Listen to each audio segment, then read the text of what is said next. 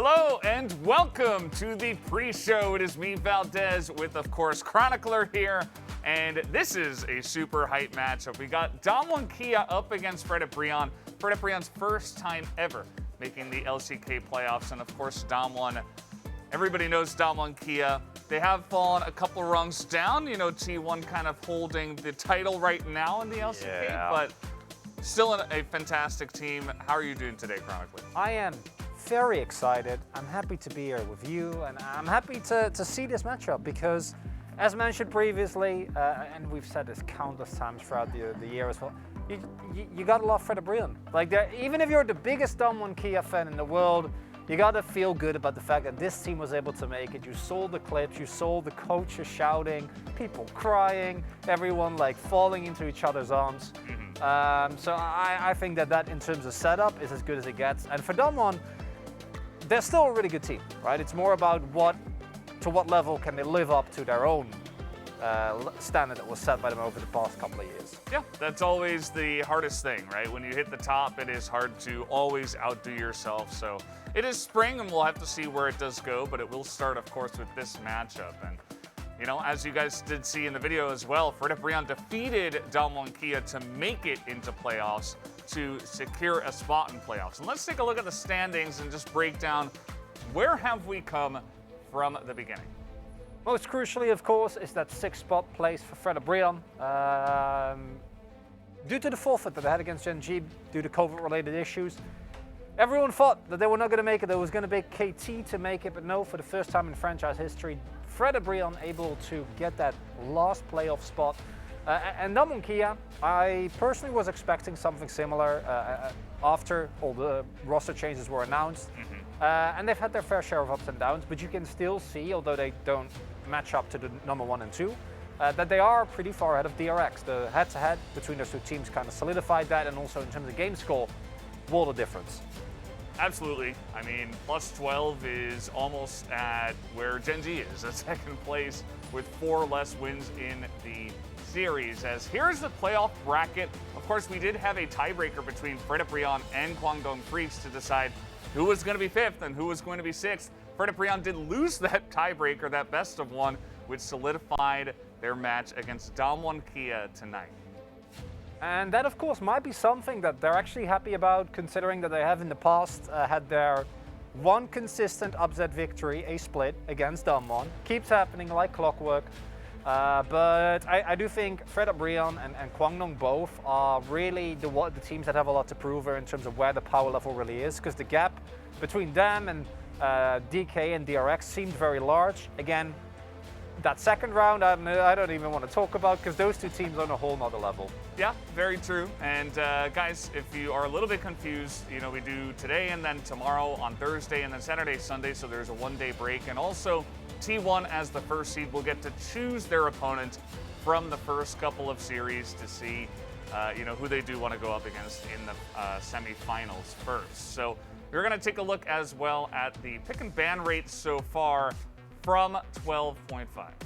And this is, of course, 12.5A, not B. B has the changes that I think many of us are waiting for, but we're not going to see that, not in playoffs. Zeri, unsurprisingly, no matter how many nerfs are thrown her way, she is still standing strong.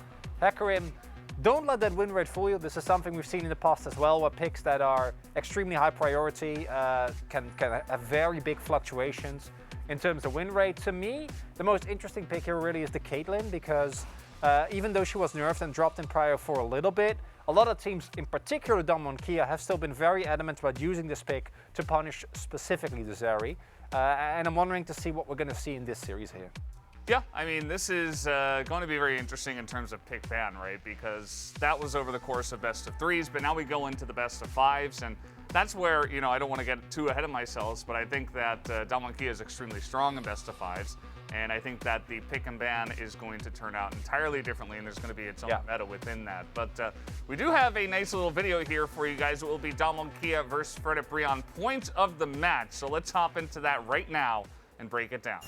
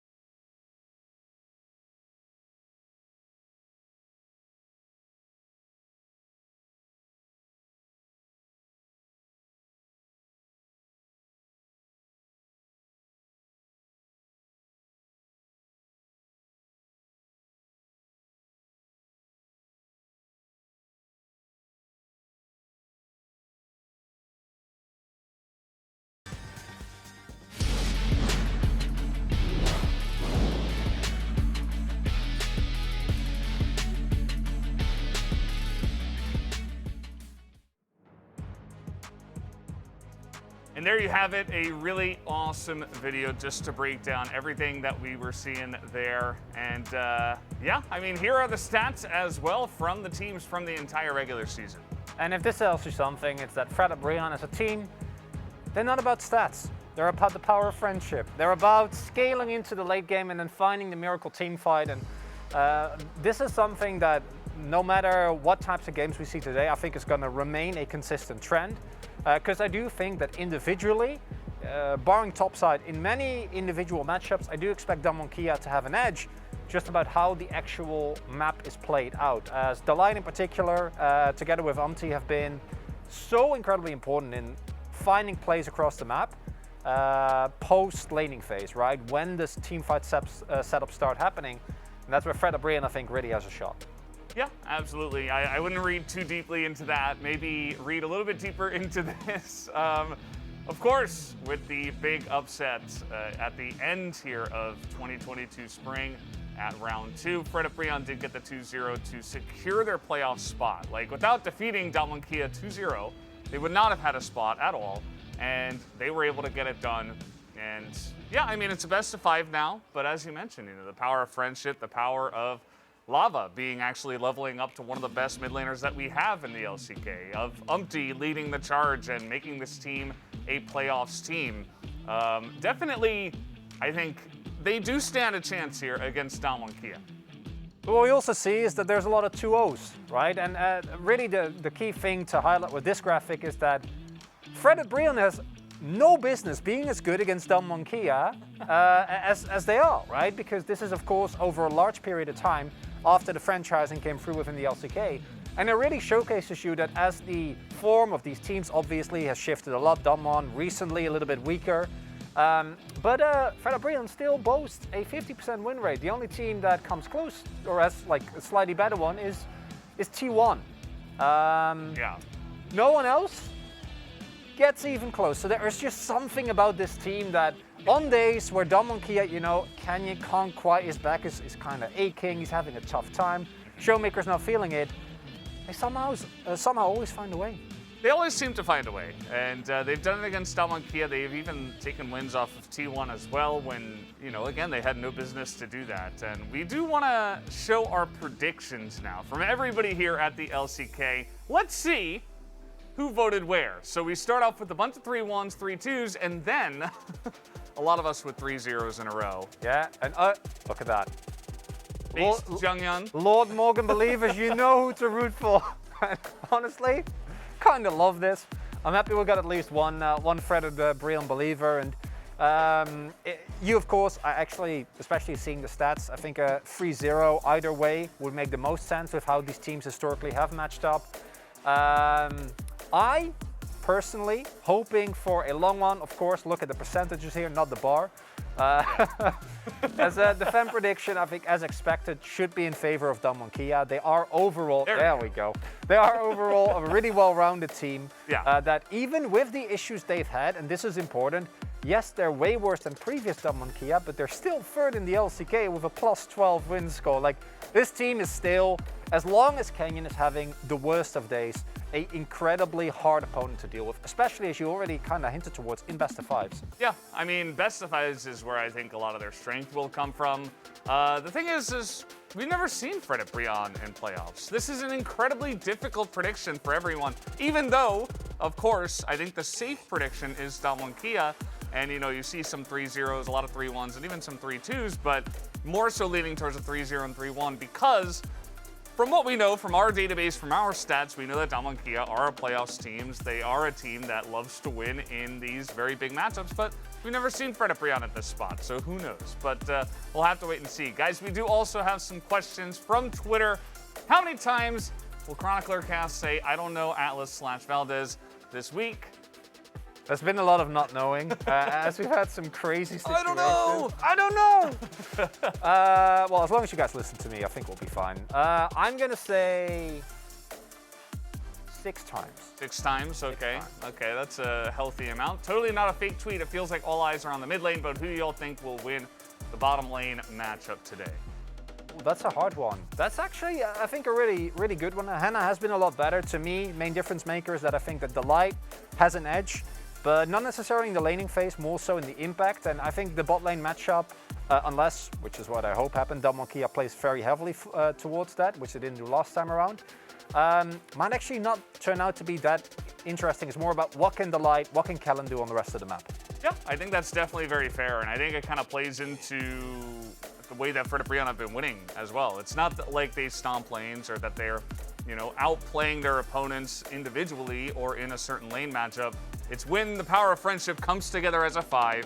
40 minutes into the game at the Elder Flip.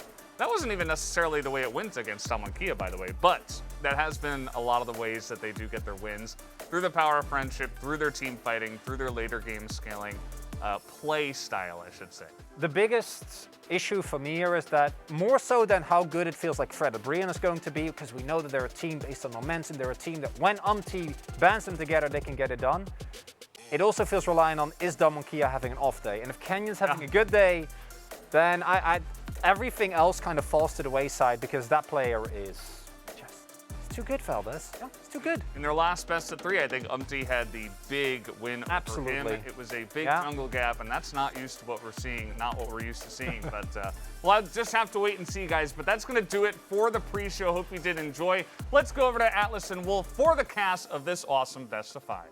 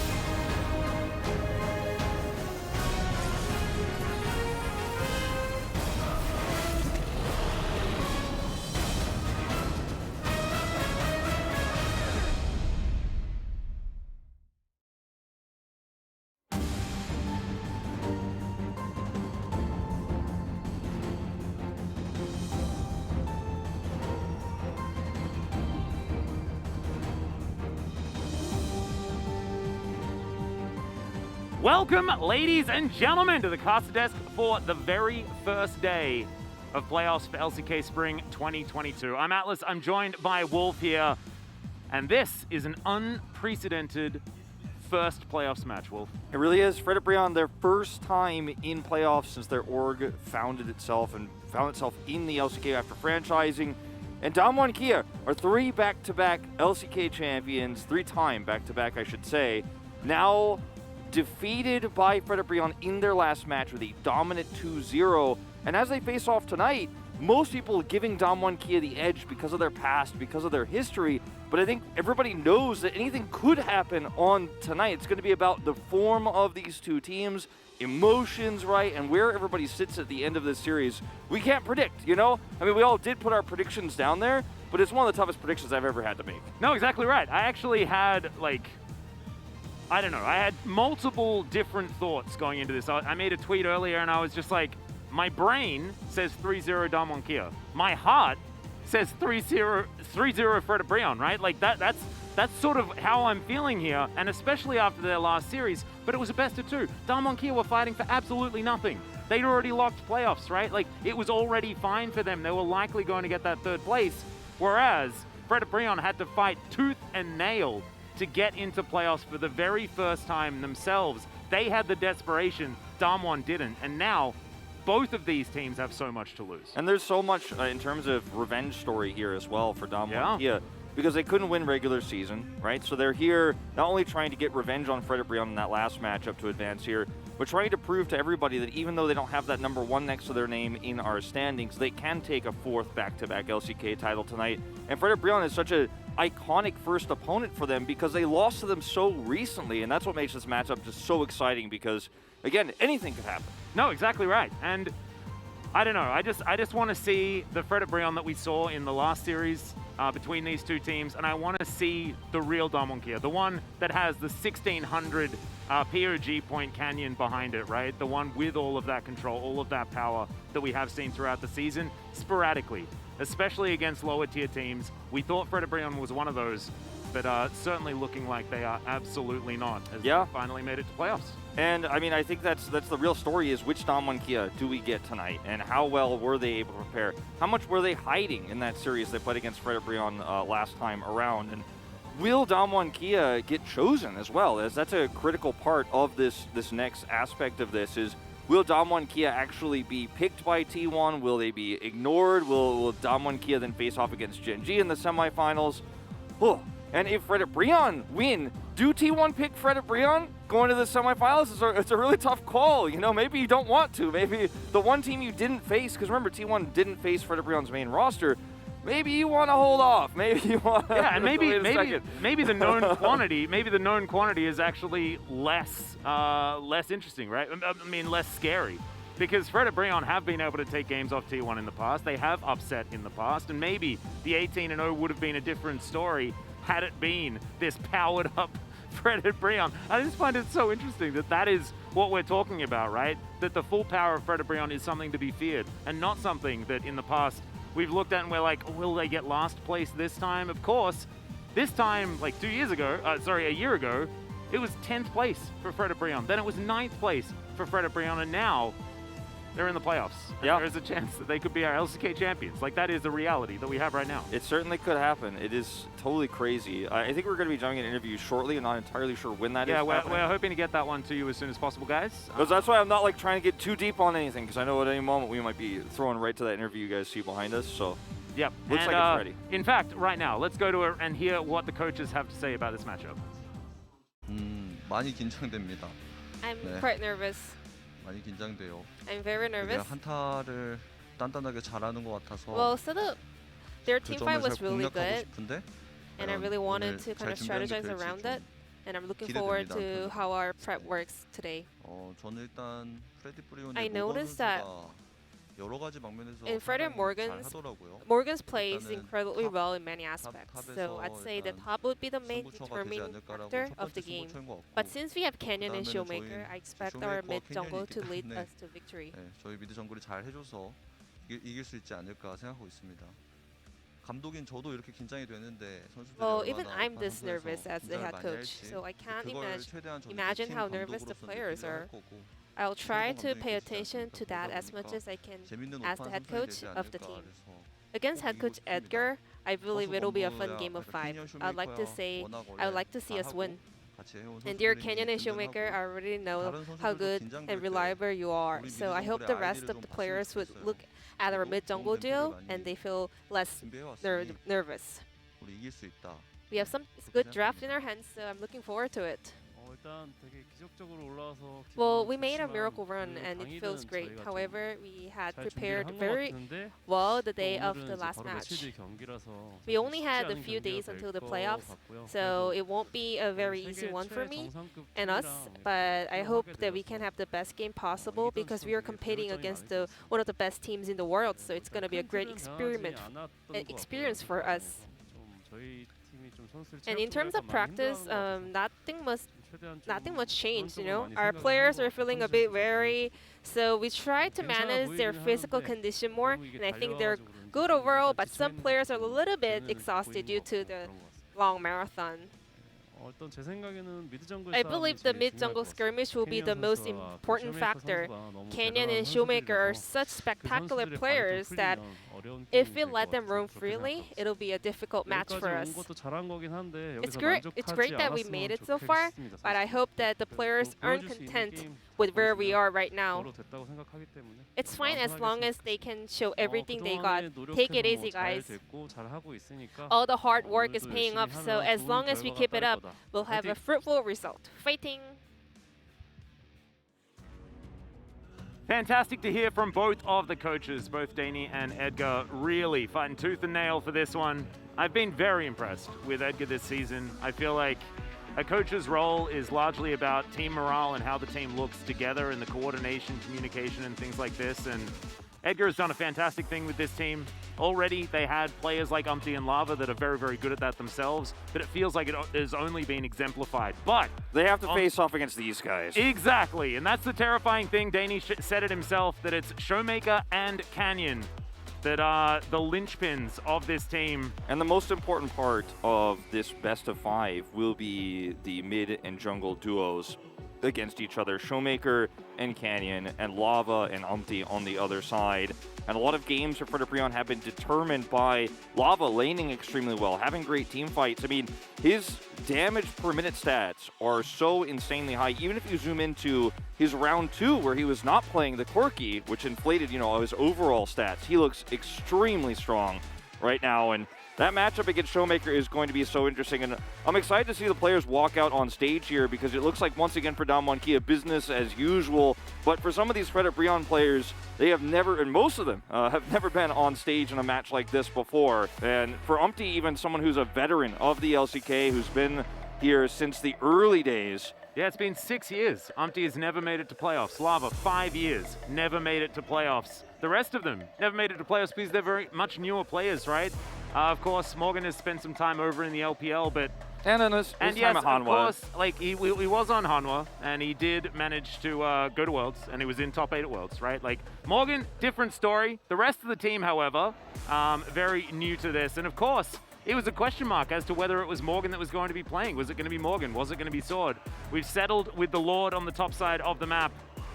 Yeah. And he's been playing better and better and better. He has. It's just, it's been a miraculous story for this guy, especially moving on in here. And he's up against Bertel, who hasn't necessarily had the greatest of seasons, though. Exactly. I mean, that's the story. When you take a look at these 5 players right now, if you haven't been paying attention, it seems like an impossible task. Like, what? Could Lava face Showmaker? Like, could Morgan actually beat Damwon Kia's top laner? And then the bot duo, it's Duck Dom and Kellen on the other side. Yeah. And yet, it feels more and more realistic the more you think about, the more you talk about how these matchups have gone the last few times they faced off.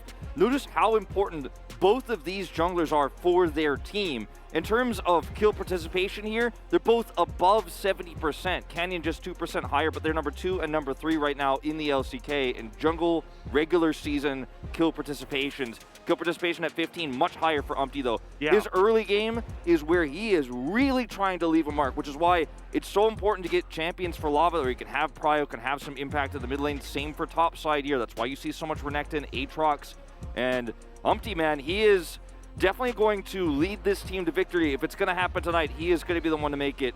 Absolutely. And it's him and it's Delight. When they're working together, it looks so good. That level of coordination between the two players. It's been a little bit different for Canyon, right? Sometimes this guy's the hard carry for the team. This guy, that's the reason why his damage percent number is the highest that we have for jungle here in the LCK, because sometimes he's basically a solo laner. Yeah. Because you've got Bertel sitting on his Scion and then a crazy Graves hoovering up the jungle and making sure that the opposition jungler has absolutely no camps to farm, falls behind, and then he can carry late. Damwon Kia will have side selection priority because they were the higher seeded team going into playoffs. And we talked about how this is extremely important. It was so important for Frederick Brion in the best of 3 against Damwon Kia that they actually had side selection first in that second round robin, because it allows for picks like Lava's Ahri to come out, which is super critical for them right now. Also gives oftentimes jungle priority pick to Umpty. But Damwon Kia this time around, they will have pick priority. They will choose blue side.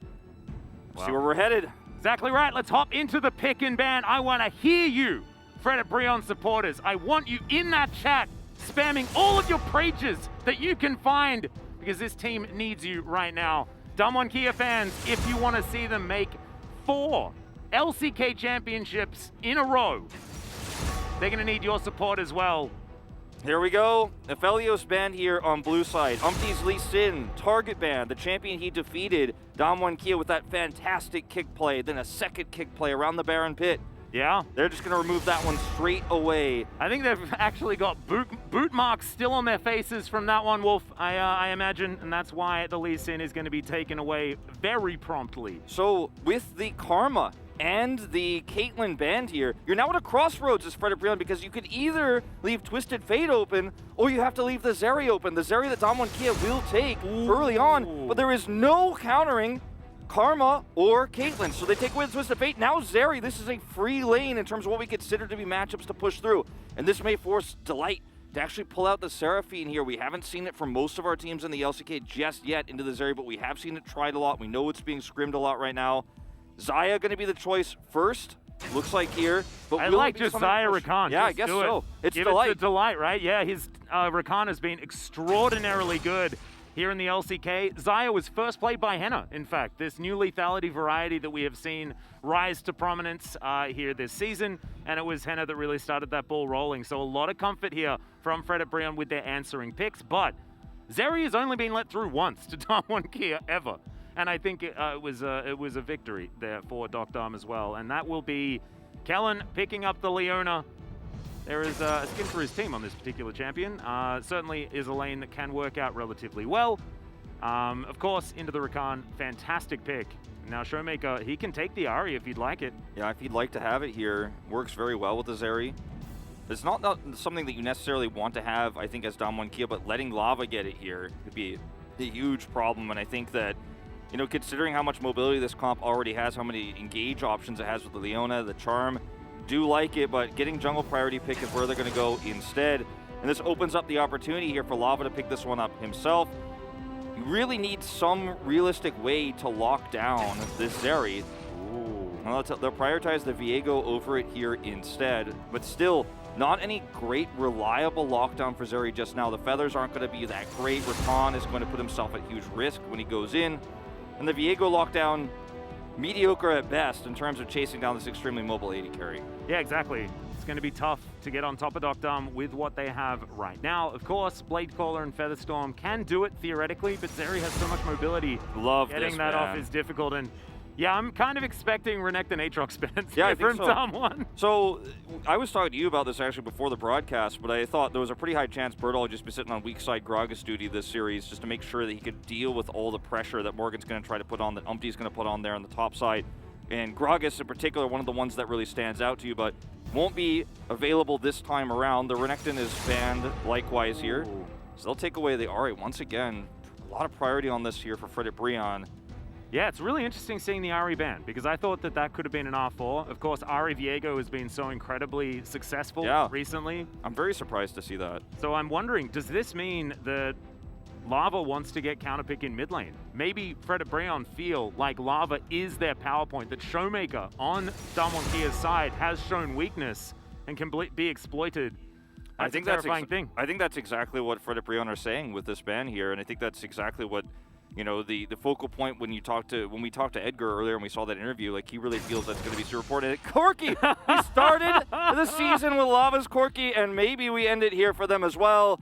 All right, so now, we were bamboozled. It was all just to make way for the Corki pick as Frederick Brion just play some classic Frederick Brion League of Legends. Syndra here, you know, is the most common response we usually see into the Corki. And you could go for something like Syndra Tryndamere. It shores up some of your late game, you know, power around the map. You know, you're going to have great wave clear with the Zeri.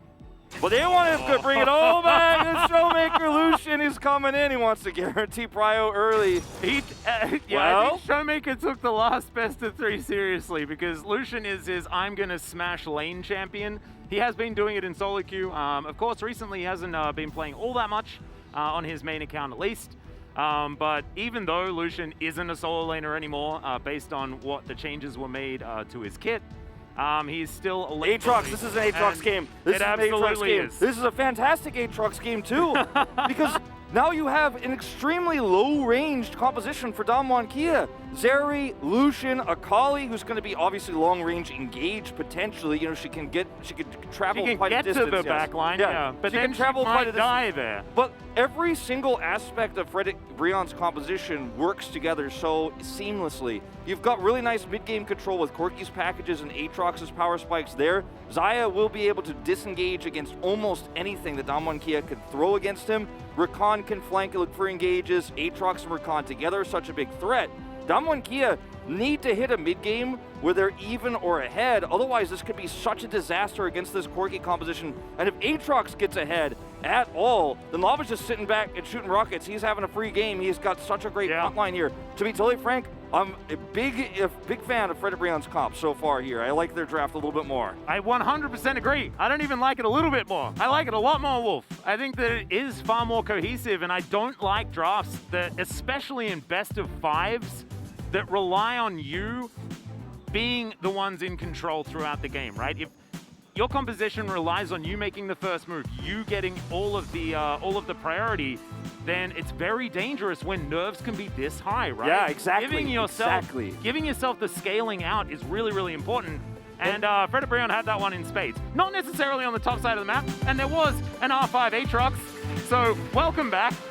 Very much enjoy the R5 Aatrox. He's only ever been picked fifth on both sides. It's going to be the third time that we've seen the Aatrox, but here we are. The first game of playoffs. Damwon Kia taking on Frederick Brion. Frederick Brion here for the very first time. Damwon Kia looking for their fourth LCK title in a row. And I want to have to win 2 more of these at least. I want to go back to what you were saying about the nerves, because Showmaker has shown so many times too, whether he's trying to prove something or if he is frustrated, he pulls out the Lucian pick. We've seen it so many times, even when it didn't necessarily make that much sense in the past. It's been one of those champions where he's extremely dominant on, or he falls behind early from some big aggressive attempts to get solo kills or 2v2 kills, where he falls behind then really loses momentum. And in this game as well for Damwon Kia, like you said, if you play a comp that's so reliant on having full control the whole time, if you lose it, you might be losing for 30 minutes before you lose a game. And that's what gets into your head. That's what messes with your brain a little bit, is actually just playing this kind of unwinnable, it feels, game for so long. And with this Corki composition, Frederick Brion are almost certainly sending us there, as we've seen throughout the entire early part of this season. And the only real anomaly that I'm seeing on the side of Damwon is a Bertle that, if he gets ridiculously fed, can just execute Lava, and then the Corki is no longer a problem. And Zeri exists. And currently, Doc Dam has only been allowed to play this one once. It was a win. No one let him play it ever again after that. And this guy has been a little bit subdued, I'd say, in his performance so far, as Showmaker is going to be able to get the double tap onto Lava, who's going to take the long way around. Might miss experience on one of these, but no, it looks like the damage spread is going to be enough for him to get back. Yeah, not going to be too big of a deal, but yeah, it's really interesting too, because Lava has been, you know, one of our resident Corki players. Like, he was playing it before everybody else. He's been playing it for like 4 years professionally. And this season, he was playing it before everyone else, and then he was also playing it after everyone else. Like, after everyone else was like, no, it's nerf, we're not going to play it, he kept playing it. As Showmaker, obviously very famous for his Lucian, and as you can see, his win rate is extremely high here too. Really iconic champions for these two players. One of them a little bit more relevant in recent times, though, in meta, and that's the Corki. But the Lucian is going to guarantee you that early prio, which is so important. This is what we were talking about in the mid-jungle 2v2s. Yeah, it's just getting the most out of it is going to be the most important thing. As on this patch, Zeri 6-1 so far, 85.7% win rate, but we've seen Zeri's picked in ways that have been so much better, especially later in the season, not allowing the Caitlyn's to be up, the Karmas to be up, and Frederick Brion haven't got any of these classic answers that we've seen to the Zeri, and so she might be able to pop off, but I'm just worried that it is a bit of a handshake to a short-range carry champion, and there is a Corki in the game. Yeah. And Corki's very long-range late-game carry champion. It's really interesting because I love the way that Damwon Kia started this draft. When they banned the Rise, they took away the Aphelios, and they were like, okay, well, now you have to ban Twisted Fate, or we're going to get the Zeri, and you've already chosen to ban the Caitlyn and the Karma. It looked like Frederick Brion were hoping for Damwon Kia to take a different priority pick and then get the Zeri themselves, but it just didn't work out that way. And I like the start of the draft for Damwon Kia, especially because of that, because they really set this up nicely for them, but the rest of it feels like it was very freestyle, whereas Frederick Brown had a clear plan here. Yeah. Well, Morgan gets word that there is a polar bear heading towards the top side of the map. Very much like that Canyon chose his own champion this time around. Yes. Of course, if you've seen Damwon Kia's Twitter, you'll know that Canyon is a polar bear. It's just how it goes. That's just who he is. Cheetah recall here for Doctum on the bottom side as now Canyon's going to get the Umbral dash and actually flashes in, but Bertle wasn't on the same page. Oh man, that is a huge overextension to actually lose Flash this early like that. Now Umpty's over here. Yeah, he's going for the counter gank. Morgan actually able to press up again, and that was miscommunication on the Damwon Kia side. Bertle was not ready to follow up on that, and that's a flash down here for Canyon. Of course, using his stun early too means there's no fault. Bertle can't be like, oh, okay, never mind, I will go in with you. It just doesn't work anymore. So Umpty could just kind of hover around here. The counter gank timing really nice if they had committed in after that failed flash engage. Look at the wave as well. Morgan holding it really beautifully. Kellen coming in to try and get deep vision, but it is going to get stopped there by Delight as Bertle desperately trying to get this wave towards the turret. Umpty just going to push him away. This last minion is going to go wide for Bertle. Yeah, that controller is so valuable too for Umpty. Allowed him to know the entire time he was unseen and could surf around that area. Does, of course, eventually reveal himself, but man, that's a early flash down for a jungler that's so reliant on it in the Volibear.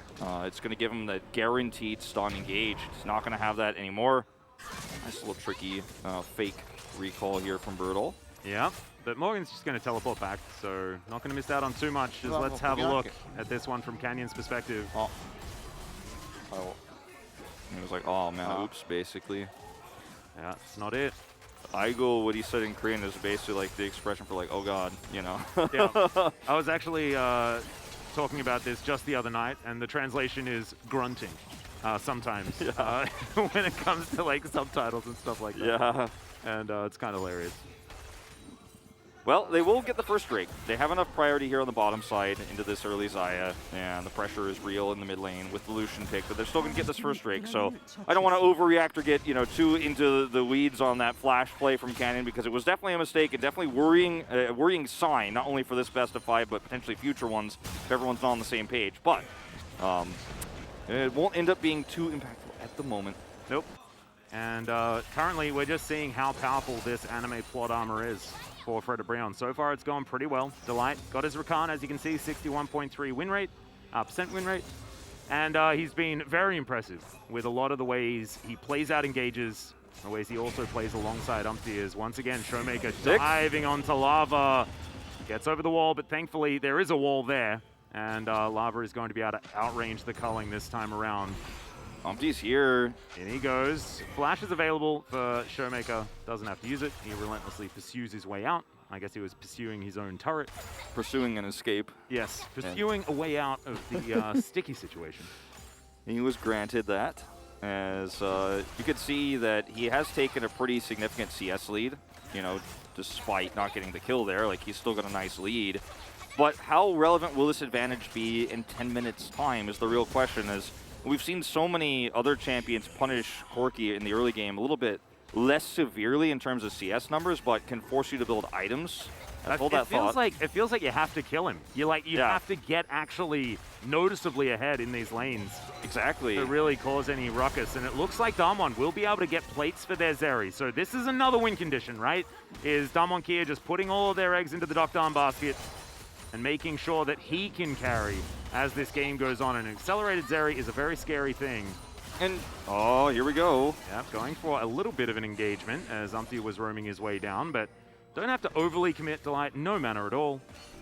Showmaker cleared this one out very quickly. He had a bigger CS lead than he does now, because in part due to the fact that he didn't take teleport, because that's how much he wants to, as you say, get the kill. Like, you kind of have to, and he took Ignite here, and he really wants to just solo kill Lava and prove something here. He saw those votes, and he was like, man, a few people had him ahead of me. I'm going to have to prove something here, but I'm a bit scared being on this desk. I'm in the same room right now, and I may have voted like that. Yeah, me too. Oh, God. But what I was going to mention is something Valdez mentions all the time is that if you pick Syndra, for example, or even Orianna sometimes into this matchup, you could force out a Hex Drinker. But Lava is not only, only going to find himself less than 10 CS behind so far in this game, hasn't been killed, hasn't had to flash, but also doesn't have to build a Hex Drinker on his way to his items, and the item spikes is going to hit. So that's one weakness of the Lucian pick into this Corki as well. Yep. This isn't going to slow you down as much, unless you do get solo killed, unless you misplay it, but Lava has shown so much respect. Well, Umpty might actually find Docdom here roaming in his own jungle. He is going to blast cone his way over. Slinks into the mist, and Docdom is going to get zoned away at least a little bit from this turret on the bottom side, and this is just going to be a handshake. Fred at Breon say, we don't need Shelly. We're just going to use our Xayah to take the plates herself, as Umpty is also dealing with these Krugs on the bottom side immediately. The Rift Herald will go down into the mid lane, though, and a Corki's turret is very, very valuable. Only one plate has been taken, and so far, Dalmonkey are very happy with what this has netted them. Yeah. If they can fully remove it, then it is massive because, this is going to be a lot of gold going over to Showmaker and it needs to be relevant fast. Get that Gale Force online. Yeah, Umpty now going to make his way in. Should be able to get an E out of Showmaker, who just sidesteps and doesn't actually have to use it. Yeah, this is unfortunately the problem with Viego lockdown on the mobile champions. Yeah, well, here's the World Ender. Bertle finds the backflip as Morgan has been lit on fire. Can he find it? The perfect execution's going to come out and Morgan flashes. That was like both Morgan making an error with that second Q and also Bertle not trusting his damage. Be like, I'm not actually sure. And backs away. They both end up living here. Yep. So flash down for Morgan. Ignite, of course, utilized there for Bertle. Bit of a shaky start here for Bertle. You can feel the nerves, yeah. I think, on both sides, right? You could even feel it when Canyon made that first gank in the top side of the map. And this is, of course, kind of technically Bertle's first playoff as a starter, right? And this is an experience he'll have as second Q here for Morgan. It does not connect, as you can see, it goes wide there. Bertle goes back in, and then when the flash comes through, he actually runs out there. I think could have pursued that a little bit further and probably the had the perfect kill execution, guaranteed. I think, just kills him if the flash doesn't come in. So you're probably very happy with that as Bertle, having a look at it for a second time. Yeah, no, I mean, you're still happy with the exchange. I think the kill was possible. They played, a little bit more aggressively there, but either way, still find yourself up a summoner spell. The Ignite is going to come back much faster, much easier to get that one. Flash more relevant. Is Fred Brion going to group up on this Drake right now? Yeah, we're starting the Cloud, as they do manage to take it. So the first Drake for Fred Brion will go over. Hex Drake was already taken, and we get an Infernal Soul for our first Dragon Soul of the playoffs thus far. Lava has himself a package that he didn't need to use in order to secure that dragon. It might tell a bit of a story as to why Dalmonkey didn't decide to fight for that one. Yeah, I think so. I think you're exactly right. Don't want to force that one. You're already up a Drake. The problem is, though, that if Fred and Brion are even on Drakes and it's Infernal Drake, where they're going to be trying to speed along, get that one up as soon as possible for their Corki, who's going to love it. It's a problem for Dalmonkey that they can't sit Drake fights out, because they need to be fighting. They need to get ahead. But that's the problem with this comp into an Aatrox as well. Like, the Aatrox is happy to fight these out, in the future. He's about to start getting his spikes online. Well, good stun onto Kellen. Takes a lot of damage here as Lava feels like he has enough. There's the flash. The quickness was there, and that is going to be first blood. Going over to Umpty. Another fight on the top side of the map as the backflip comes in. Perfect execution is not quite perfect enough. And Bertle's down to 100 health. The Lord is now pressing down on this turret, but he will relinquish his control for now, opting in for a back. And they both have teleport, so close call once again here in this top matchup. Gotta say, the nerves, whoever wears off with the nerves first is going to get a huge edge, I think, in the rest of this best of 5, because clearly they're both feeling it a little bit right now. But you know who's not? Is Delight, who once again on his recon makes the flash engage happen, picks off Kellen there. And that's a kill going over to Fred Brion, the first blood of this game, going over to Viego. And he's already outpacing the Volibear in the jungle right now. You can see he's 10 CS up right now. And I gotta say, like, it's very slight. But the lead here for Fred Brion is significant. As watch this engage from Delight, comes over on the flank, flashes for the knockup, and that's a guaranteed kill. 400 gold going over to Umpty. But this is the Fred Brion lead that's the scariest. Like, the Fred Brion will take a lead like this and hold, like... If they're winning in the early game, you know something has gone wrong for the other side, because this is not a team that's used to being ahead. And from the start of the game. Also, we saw those stats earlier on the pre-show. Like, this is a team that at 15, at 20, at 25 is often like negative 40 gold in wins. Like that's where they sit. And look at the graph right now. It's the opposite of the Kwangdong Freaks, you know?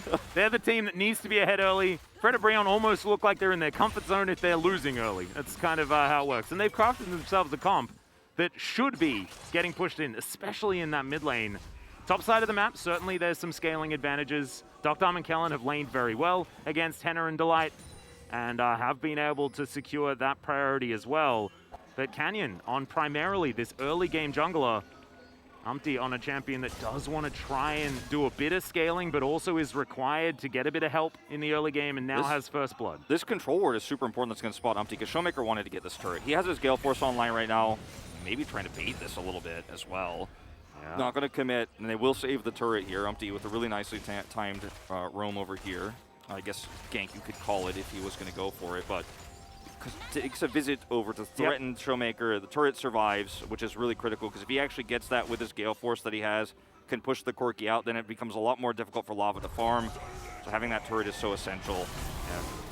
Showmaker very far ahead right now based on the fact that he's picked up 4 of these plates. Bit of that gold went over to Canyon, of course, because Shelly was slammed into that turret. But as you can see, even with the massive difference in plates, Showmaker's not going to quite find that. Cannon doesn't quite get here in time.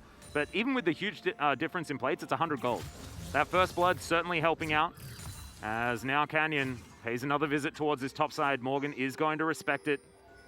Kellen's over here as well, and there's a lot of vision for Damwon Kia in that river. What's so interesting for me about Dukdam and Kellen in this series is, you know, they did a lot to get this Zeri pick, and, you know, it's his second time playing it this season, which is crazy to me, but it's insane to think that, like, Zeri doesn't seem like a champion he'd be strong at because it is so weak in the laning phase. In the 2v2 is where Dukdam is most famous for his AD carry play. His Aphelios where he gets ahead, gets all the plates bottom, gets all the plates top, you know, with Kellen. And Zeri's a champion that doesn't really do that. You know, you're going to be 0-0-0, you're having a good time. And that's just not really Dukdam's playstyle. So I'm excited to see how he performs here once again on this champion they prioritized so highly in the draft and set up a really nice path for him to get it. And so far, so good for him in terms of his item path, but he hasn't been able to pop off and show his normal Dukdam prowess in the early parts. In fact, is going to lose his turret here. Yep, and of course, like, you're not supposed to. As the Zeri, it's going to be a couple of items. You know, 3 is the dream for the champion. As Kellen going to put a bit of pressure onto Lava, gets the Valkyrie out at least, and that will secure the turret. Here in the mid lane, Damwon Kia now just trying to push down on the map as Showmaker has found Delight. Good battle dance is going to save him his flash that is only just coming up now, actually. And Damwon, they just moved themselves into the river here, bottom side, and they're looking to grab 2 neutral objectives, one after the other. Morgan has flash, and he's here, and he's ready to fight. This is going to be such a difficult fight for Damwon Kia to take, but they need to get this early control over this game. Drake pace is so important. Yeah, Lava does not have his... Okay, never mind. Package unrequired because the Drake is just going to get smoked by Umpty. This is the worst... I guess it's about that easy. This is the worst scenario for Damwon Kia because if you lose Drake but win a subsequent team fight, you're like, okay, well, that's fine because we got the gold we needed to actually continue to further snowball. If you get neither a fight nor the Drake here, and Fred and Brian are like, oh, thank God we walked out of this one alive. Like, we actually just got that last smite hit, and we're going to evacuate the premises. That's exactly what you want. And, like, the setup here for Damwon Kia for this Drake play was so phenomenal. Like, Showmaker came mid, he's going to take out the turret, they're going to look for a pushback onto Lava. They almost get Delight. Then they also have Prio. But it's the power of the Aatrox. I think they're so scared of committing in hard on these low-range champions right now into this Aatrox who is going to start popping off. He has his Gore Drinker. This is the big spike, right? Yeah. For so many champions, but for Aatrox in particular, he has so much lifesteal. He gets gained so much from this. It's so difficult to fight against him in these early skirmishes. Well, now Lava is going to be wary of the positioning of Showmaker. And, man, Fred and Brion are not, like, playing into any of these baits. As I say that, I may have just cast a curse the heck out of him. There is Showmaker, but immediately Delight's going to dive on top of him. So much damage comes through as the Solar Flare goes down. The Ignite is sticking, though. Goodbye, Showmaker. 2 kills to Fred and Brion. Kellen might be going down as well as Umpty. Going to get stunned up, but the red buff or the challenging smite are going to lock down the kill. Ulti comes through from Canyon, who's trying to help out and Bertle with the perfect execution is good, but the world is going to end for him. Morgan's going to pick up that kill, and now Henna chasing down for more. Infernal Chains are going to get broken, and now Dukdam is Zeri. He's very scary and they're looking to try and dive underneath this turret. Extendo beam not going to connect. And Fred Brion, I think they might be safe, but I tell a lie. Dogdom is still fighting this one out. As Henna, he doesn't get his feathers in the right place, and Morgan still has to keep umbrally dashing away. This is a really big trade up for Damwon Kia because they will get the crash and the turret here. And this is really important because Henna is now going to be forced away from so much farm that he needs so desperately. Now, in terms of where the kills went here, not too bad for Fred Brion. If Zeri is able to pick up every single kill and is feeling great about this fight, then you're like, oh, this is a disaster. But she only gets one. It's otherwise traded over to Birdall, who is going to be more relevant. He's going to be more relevant than the Aatrox later on, but at least it's not an extremely fed Zeri. So this could have gone a lot better for Fred Brion, but it's not the end of the world. As we do see the knockups here on the Showmaker, he was baited in super hard. But then they stick around a bit long here. They don't know where Canyon is. He knows this because he has a control ward here. And then this fight gets very split very quickly for Fred Brion. The teleport coming through. And Umpty gets so low here that he's just not going to be relevant in this fight. And this is where Aatrox will shine. But Birdall outplays, gets the execution onto Lava. If Lava lives there and Aatrox is hitting everybody, then this is like game-ending fight for Fred Brion. But we didn't have that fight. And Damwon Kia holding on to this early game comp as best as they can. 2 kills over now to the Akali. And look, it's an early game comp, but if Dogdom gets more of these kills, I think it still wins in the late game, right? Because we've seen Skirmish is so powerful as Morgan. He's going to get locked down by the Solar Flare. He's now trying to fight this one out, but it is not going to work. Unfortunately, the Aatrox ultimate does not work the same way as it used to. No, certainly does not. And that's a huge kill. Once again, going over to the side of Damwon Kia. A 3rd kill now to Birdall. And so the Zeri is going to continue to become more and more relevant as time goes on. The weak point here really is the Lucian. And Showmaker has got a nice, comfy position in this game right now. He doesn't actually have to force anything anymore. And with these last 2 exchanges, Damwon Kia have really extended the weak part of their composition's power quite a bit. Then they're going to have the late game Zeri, they're going to have the late game Akali to contend with. Fred Brion will, and Damwon Kia is suddenly putting themselves back in control. Yep, and Birdall is a huge factor right now. 3-1-1. This Akali is not going to be ignorable. And, you know, things like the Featherstorm could just get baited out very early in this fight, and then Damwon Kia can roll over the top because the defensive tools are not there for Fred Brion. Fred Brion wants to try and get to these 5v5s where they can set up around the Corki rockets and pressure Damwon out. But if Damwon, if they have the full control that they were trying to get with all of these more early game power picks. Oh man, he is in so no man's land right now. Yeah. Like he could not have been more out of position. He was trapped and surrounded. And that's a summoner down as well. So no flash for Morgan in this critical Drake fight, because having that gives you a lot of power around controlling where your Corki can hit his rockets, how aggressively Lava can position himself. Speaking of which, he's got his 2-item spike. He's got the package as well. This soul point should be something that Fred Brion have a lot of power to fight over. But it's whether what we were talking about Damwon Kia's comp, whether that can actually come to fruition, right? Whether they can get the executes as Solar Flare immediately comes in. Great Captain Jack there from Henna. As Damwon Kia at the moment have control of this river. These rockets need to land from Lava if they want to get this. Yeah, he needs to start hitting these, and he's got a big front line to chew through in this Volibear, in this Leona. And time is working against Fred Brion in this fight, because the longer Dogdom can actually charge up here and the closer he can get to a big ult, it's going to be massive. Yeah, these rockets, that one landing on a Kellen was a great one. Can they actually lock this down? Canyon says, absolutely not!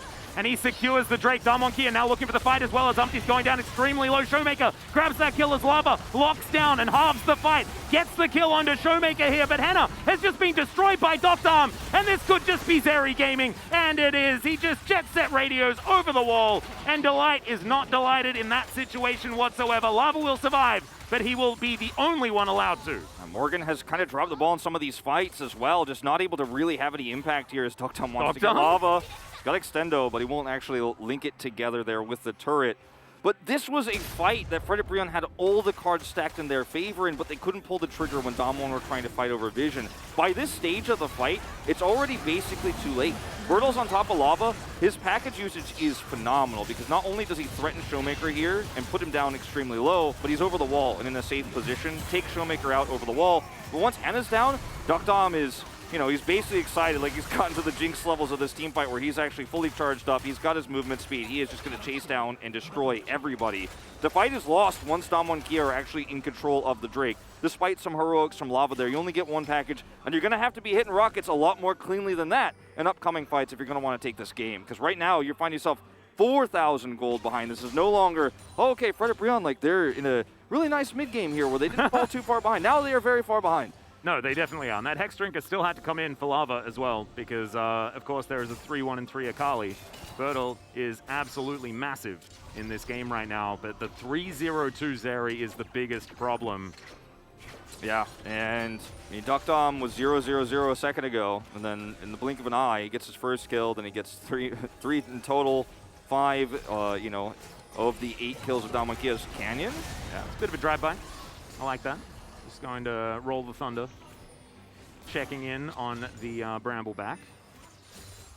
Not going to suffer too much as Fred Brion find themselves down 3,000 gold as we approach the 25-minute mark. They can do this, Baron, too. I think this is not out of the question, and Fred Brion will see this. And I think if they didn't, you finish that one, and you push them away.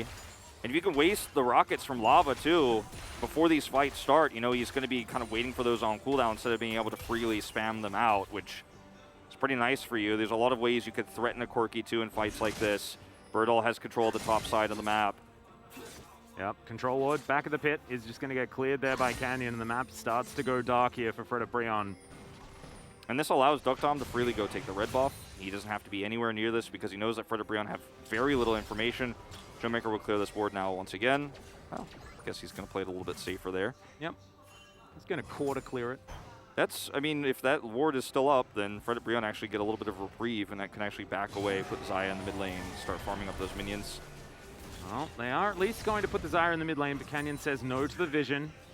Morgan just trying to clear out whatever he can as well. And now it's on Fred Brion and what they're known for, which is turtling it up.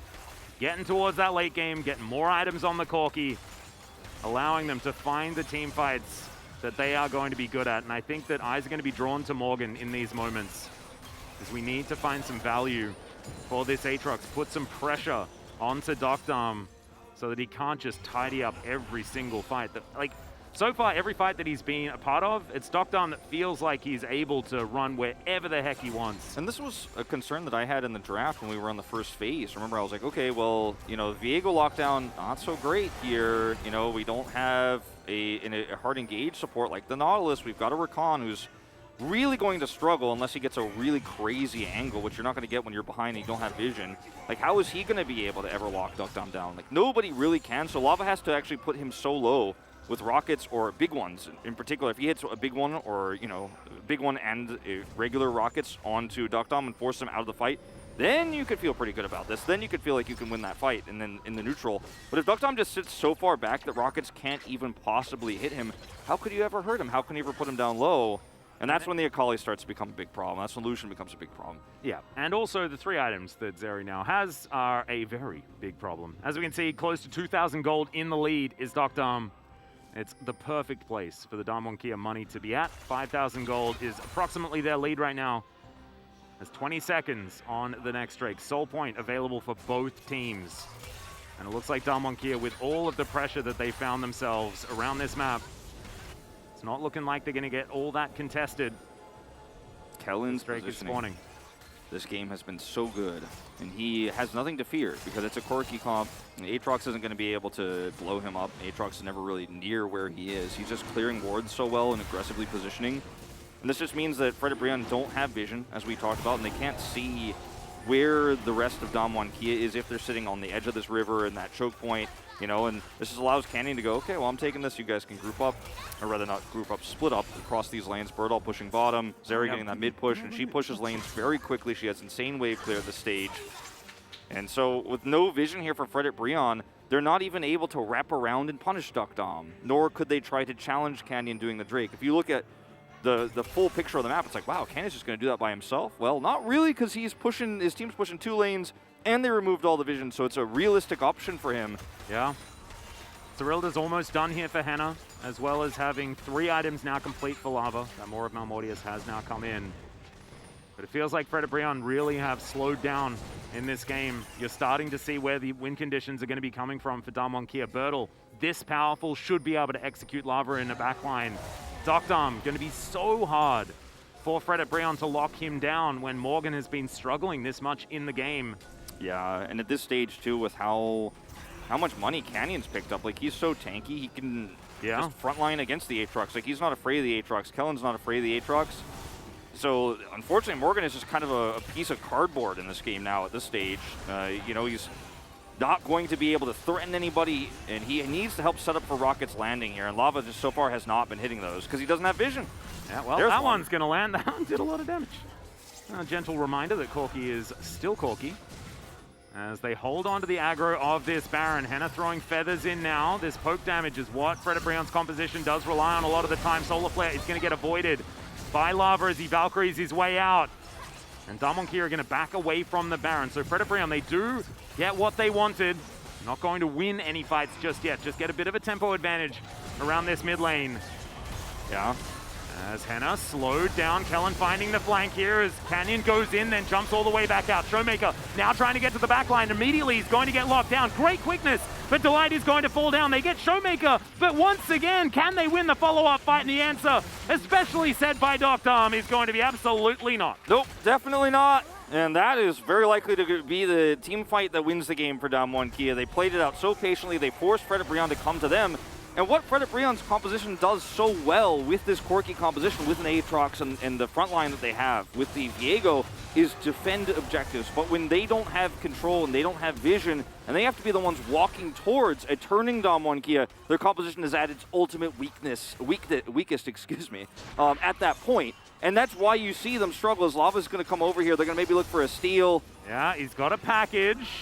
But there is an Akali waiting around here, as Lava is going to do so much damage, it's absurd. Solar Flare connects as well, as the Baron is down to about 1,000 health. The Force Bomb comes in, but Canyon is going to be able to find the smite. Package delivered to Bertel.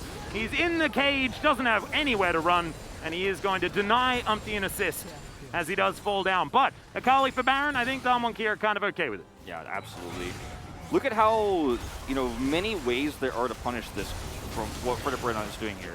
Canyon can ult out, and then Dokdam is like, oh, you already got him low for me, Showmaker? Cool. Look at where Morgan is in this fight. If he's in with all those low health bars and Lava's able to hit rockets behind him, this Aatrox looks great. In a 1v1 against a fed Dokdam, not so much on the other side of things. And it was a big overextension for Fred Brion. I think they're starting to lose out a little bit in terms of discipline here on how they're playing this Corki comp, because the pressure is real. Like, Damwon Kia really putting the screws in by starting this Baron up repeatedly. And yes, Bertel will get punished here a little bit for some aggressive positioning, but as you said, they're very happy to take the rest of the 4 Baron buffs, the gold that comes with it, and now the pushing power that should lead to some inhibitor turret damage at the very least. And now Showmaker, happy to chill here towards the top side, putting extra pressure on. Some resets and everything like that, so Showmaker can't push up too far, but they've got so much vision that he can feel safe while he does so. Spirit Visage done here for Canyon. He is just so unkillable this game. And because he can tank so many of those rockets, I mean, Lava is not able to really hit priority targets. He needs to be hitting the Zeri and or the Akali, which he has hit the Akali several times as we've seen. But if he can't lock them down, if Morgan can't then follow up and engage, then Damwon Kia just kind of brute force their way through these team fights, because Lucian is still fed. He's still relevant. He's not going to be able to do as much damage as Harry this game, but he's going to do enough to threaten Lava. If he gets his IE, this is going to be exactly where Showmaker wants, even though he's eaten all of all of Fred Brion just want to kill Showmaker. And yes, to their credit, they have done that. They may lose their Nexus, however, they can hold their heads high. They killed Showmaker multiple times in these fights. They're looking to try and do it again. Heartbreaker goes forward, Umpty just immediately explodes. Dokdam there with the follow-up. Delight has to get out of there as Bertel dives in and then looks really cool, and then we'll walk away. And I think that what we executed here, or what Damwon executed here, to Fred Brion, what we watched them execute is a control of the mid to late game extremely well, because there were times where we were worried for Damwon Kia, like, ooh, they don't have enough control, they didn't get enough of a lead. But then they do what Damwon do best, and they fought out some team fights really well. They used their compositions, win conditions extremely well. They forced setups on Baron, where Fred Brion had to respond, and then they were put into bad positions on the map. Damwon Kia got enough of a lead there on Duck Dom through those team fights that this game is just, unfortunately, completely off the rails now for Fred Brion. There's no good plays to make. Yep. As Bertel's going to dive over the wall, Morgan taking a lot of damage here. And man, the amount of turret destruction Damwon Kia are capable of right now. They have Infernal Soul, triple Infernal Drake on top of it. Their stats are ballooned out of control. And this is a composition that's absolutely snowballed the way they needed it to. It didn't come about like you were talking about, right? We were a little bit skeptical about the early game control, but it's a mid-game comp. Maybe we shouldn't have been too worried. It might have been the fact that this team just got 2-0'd by Fred Brion. Look at Umpty just get 100-0'd by... Oh, yeah. I mean, Showmaker just looking at him. He's like, I am 4 levels up on you, mind you, and I will kill you. He was a vulnerable Lucian in the early game. Not anymore. We're not at that stage. Fred Brion could drag this game out a little bit longer, but it's the Elder flip that you're hoping for if you're a Fredit fan here in this one. But the chances seem so slim considering all the different ways Damwon Kia could shut this out. How difficult it is for Fred Brion to set up on the Elder for a fight like that. And it's the first time I've really liked the Black Cleaver on the Zeri as well, because now you've got a crit 80 carry in the mid lane. Yes. So Dogdom is able to augment that damage even further by being able to stack it up so extraordinarily quickly. Zeri, pretty cool how she can do that. And Dogdom just having the time of his life. Kellen taking a lot of damage though, as Showmaker trying to get some poke in there. Fred Brion are able to bully some control over the Fnatic brush here on the top side. Otherwise, not too much more. And when we're celebrating, holding onto a control ward in a brush, as like that's the cool thing Fred Brion did, you know that they're pretty far behind. Damwon Kia are in a position in this game where if all they have to do to win the game is take Elder. And so they could just push these waves out. Oh no, is it another Elder flip game? All they have to do is just push waves, and then in 4 minutes time set up on the Elder first, and do the same thing they did on the Baron fight and force Fred Brion to walk towards them, and they just won't be able to do it. Fred Brion have to somehow wrestle control away. So Fred Brion have to now like look for a pick, and you know, hopefully for them, like a little bit closer to the spawn of the Elder Drake, you know, maybe 90 seconds beforehand, look for a pick. Yep. Well, Ravenous Hydra completed for Lava. That's 4 items on the Corki. He does a lot of poke damage, but there's no stopwatch or anything like that. He's vulnerable. No survivability. Speaking of which, Showmaker. Yeah, lying in wait. Boss bomb comes down. Umpty is going to check the brush. Showmaker not going to go in alone or anything like that. Going to play it safe for now. Baron spawning, 25 seconds time. Damwon Kia could use that to buy a lot of control around the Elder. Notice how Damwon Kia are grouped up for it already. They had Showmaker set up there to flank and also to control this zone of vision. Fred Brion haven't been able to make a dent in it. And this is the same sort of problem that I was talking about before on the Elder. It applies earlier here on Baron. Yeah, Umpty gonna have to dash his way out as Canyon actually doing a fair bit of damage. The Showmaker does even more damage by like a large margin. He has a stopwatch too. Showmaker does some plays like this and the hide in the bush that he was doing earlier. Not really very risky, in fact. He has a get out of jail free card if he is caught or Fred Brion turn on him, and that will buy enough time for his team to collapse in and take that subsequent team fight. I mean, this is the worst place for Lava to be. He's like firing rockets blind. He's about to run out. Yeah, Showmaker gonna get tagged by one of them. Wasn't a big one. Does have one lined up now as Solar Flare is immediately gonna get cleansed, but Henna can't cleanse a whole host of damage. The culling comes down and he has to flash, but Delight not gonna be so lucky as the Zyra is gonna limp her way to the fountain, but that is gonna give Damwon Kia all of the control that they need. And they kill Baron so fast at this stage of the game, it is absurd. Yep, and they will certainly do that. Exactly that. They just walk back over here. And for Freddy Brion, there's nothing really more to scale for on the Corki here. You know, you have your 4 items online. It's not going to get better from here. What you really need is vision, and that's not something that killing minions can buy for you. Unfortunately, you're not going to be able to say, well, I'd like to give Boris 2,000 gold to be able to see what's going on. You're not going to be able to see what's going on. Damwon Kia are not going to give you any opportunities for that. 90 seconds to go before this Elder Drake, and they're going to have wave control now because they got the Baron buff. This is just so much long-range engage, actually. We talked about how Zeri could be very low-range. And I mean, Delight. given his life for his AD carry. You love to see it, but it is heartbreaking. Oh god. That could be just a real dead Umpty. He is going to use his stopwatch, but Bertle is lurking. Nice little sidestep. I don't think it's going to quite be enough, as Umpty does have a shield, and he is going to survive, so never you mind. Fantastic little escape there from Umpty. They'll probably still lose the game, but it was a really cool little escape. Now, you know, you could see the power of Zeri at the late game. We've talked about it so much, but when she's this fed, even her extendo beam is like deadly, because if you slow somebody and then walk forward and start doing that damage, like you can actually 1v1 anybody. You can 1v2 almost anybody on Frederick Breon. Like, you're not even scared of the Aatrox anymore. I mean, you never really were. Yeah. You never really were, to be frank, past like maybe the first 15 minutes of the game. And Damwon, like I said, all they have to do is push waves, don't overextend, go and kill the Elder. 30 seconds for that, and that is your win condition. Then you could just walk down the mid lane. Yeah, and actually, you probably just want to make sure that you completely block off Fred Breon so that they can't even walk over and try and flip for it, because we know that this is a team that really likes flipping for Elders. And I don't think that Damwon Kia are going to give them the opportunity to actually do so. Umpty very, very low. Damwon moving down now towards this river. They want to get on this as quickly as possible as the extendo beams. Feels like the Zeri's doing more poke damage than the Corki, which just seems completely ridiculous to me. She basically is at this point. She's hitting them more consistently than Lava's hitting his. Showmaker is found. Yeah, and Delight actually going to flash on top of the Zeri. She takes a fair bit of damage, but does get to relative safety. The ulti comes through, and now Doctom creates enough space. Bertle is going to lock down the kill on the Viego, and now, with everything invested, trying to kill the Zeri, that didn't work. It's going to be game over here for Fred Breon. Damwon Kia execute their more early focused composition so beautifully around the Akali, around the Zeri, and now they'll move to 1-0 in this best of 5. I don't think Fred Breon are going to leave Zeri up again. I do not think so. I do not think so, and I think some of the ways they banned on red side were a little bit suspect considering how strong Zeri is. Maybe they didn't expect to see Duckdom pick it up in first position, but Damwon Kia drafted around it so well. And even though the draft was very freestyle, we had a lot of questions about how it was going to function in a real game on the Rift. Showmaker did his job. Did he get kills in the mid lane? No, but he did enough damage and gave enough control around objectives that Fred Breon weren't able to threaten Soul Point.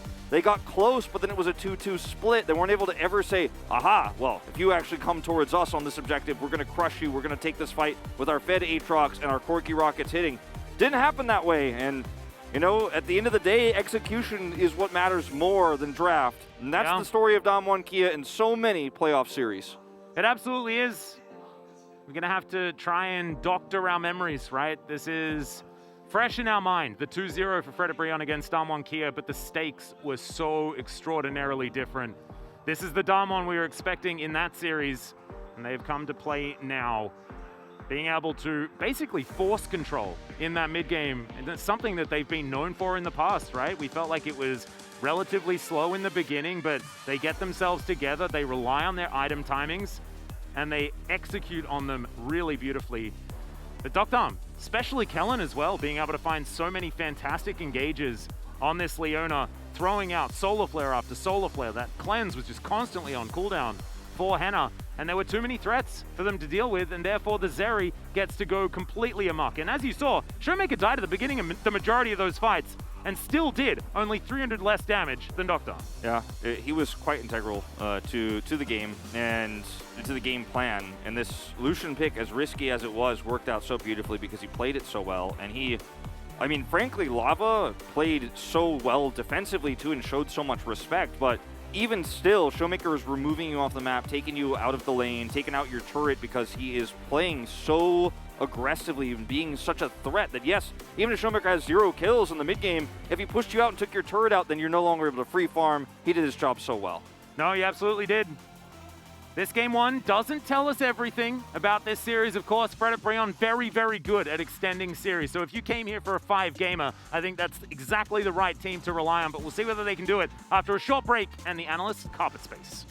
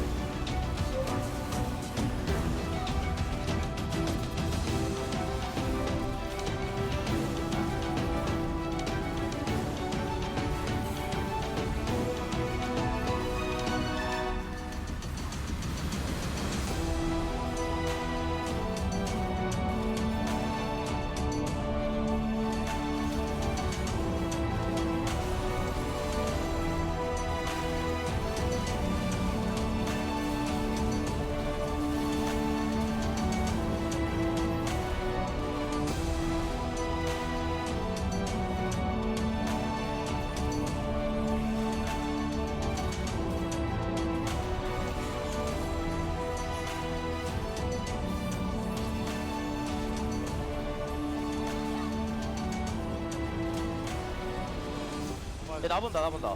나 봐주자 라칸 노고 라칸 노고 라칸 노고. 볼까? 나살 듯, 나살 듯. 천천히 천천히. 네. 나 살았어. 아 천천히. 하트. 가는 중. 나왔고. 바텀 가서 나 펼칠게. 나이스. 나 제리야 안 죽어. Is post 6, you can start to get a lot more aggressive. That goes over the plate. Ghost actually popped there as well. Bubba really wants this fight right now. Kraken Slayer is a lot of damage. A flash for safety. Here comes TF. He's going to flash the stun. The last auto gets him, but Everfrost should be enough. Shen's coming. Shen's coming. The shield's too much. No, the man is going to live. Racing the struggle.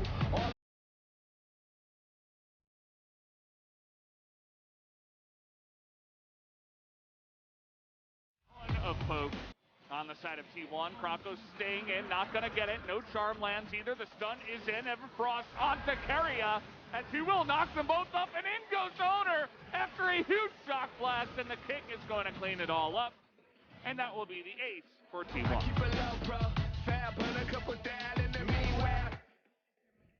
Sau đó Celeb cũng đang chạy tới và chiến lược của BBC là phá nhà để endgame. Họ làm được điều đó hay không vẫn chưa được cái xử lý hay quá. Các bạn ra cửa bên phía tay trái để nhận đơn xin lỗi. Cú dịch chuyển kết thúc ban đấu đến từ Chuti.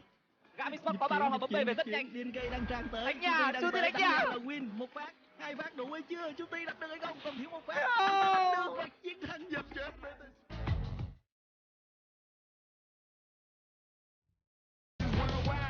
Doesn't matter too much for LNG. The 50-50 goes the way of Allah in the end.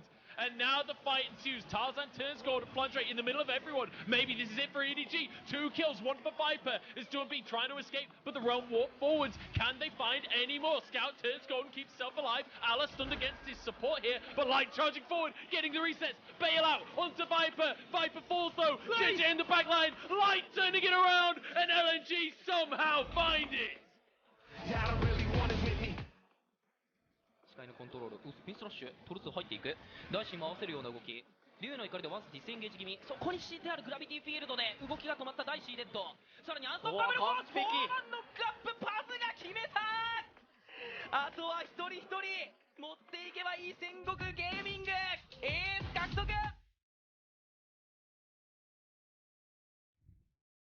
看到控了飞手直接将那个闪现离开，达维斯鬼步开启，要抓吗？攻到，被留住，想留，但达维斯左边开起来，第一座，可不可以？第二座哇，雅迪敏智的一个大绝，打出了反打，结果那达维斯还在赶第二座闪现，这里是控制665想抓，有孔到，还有吗？鱼在第三座，Triple Kill，这里是往前，第四座 Triple Kill，哈哈哈哈，哎呀！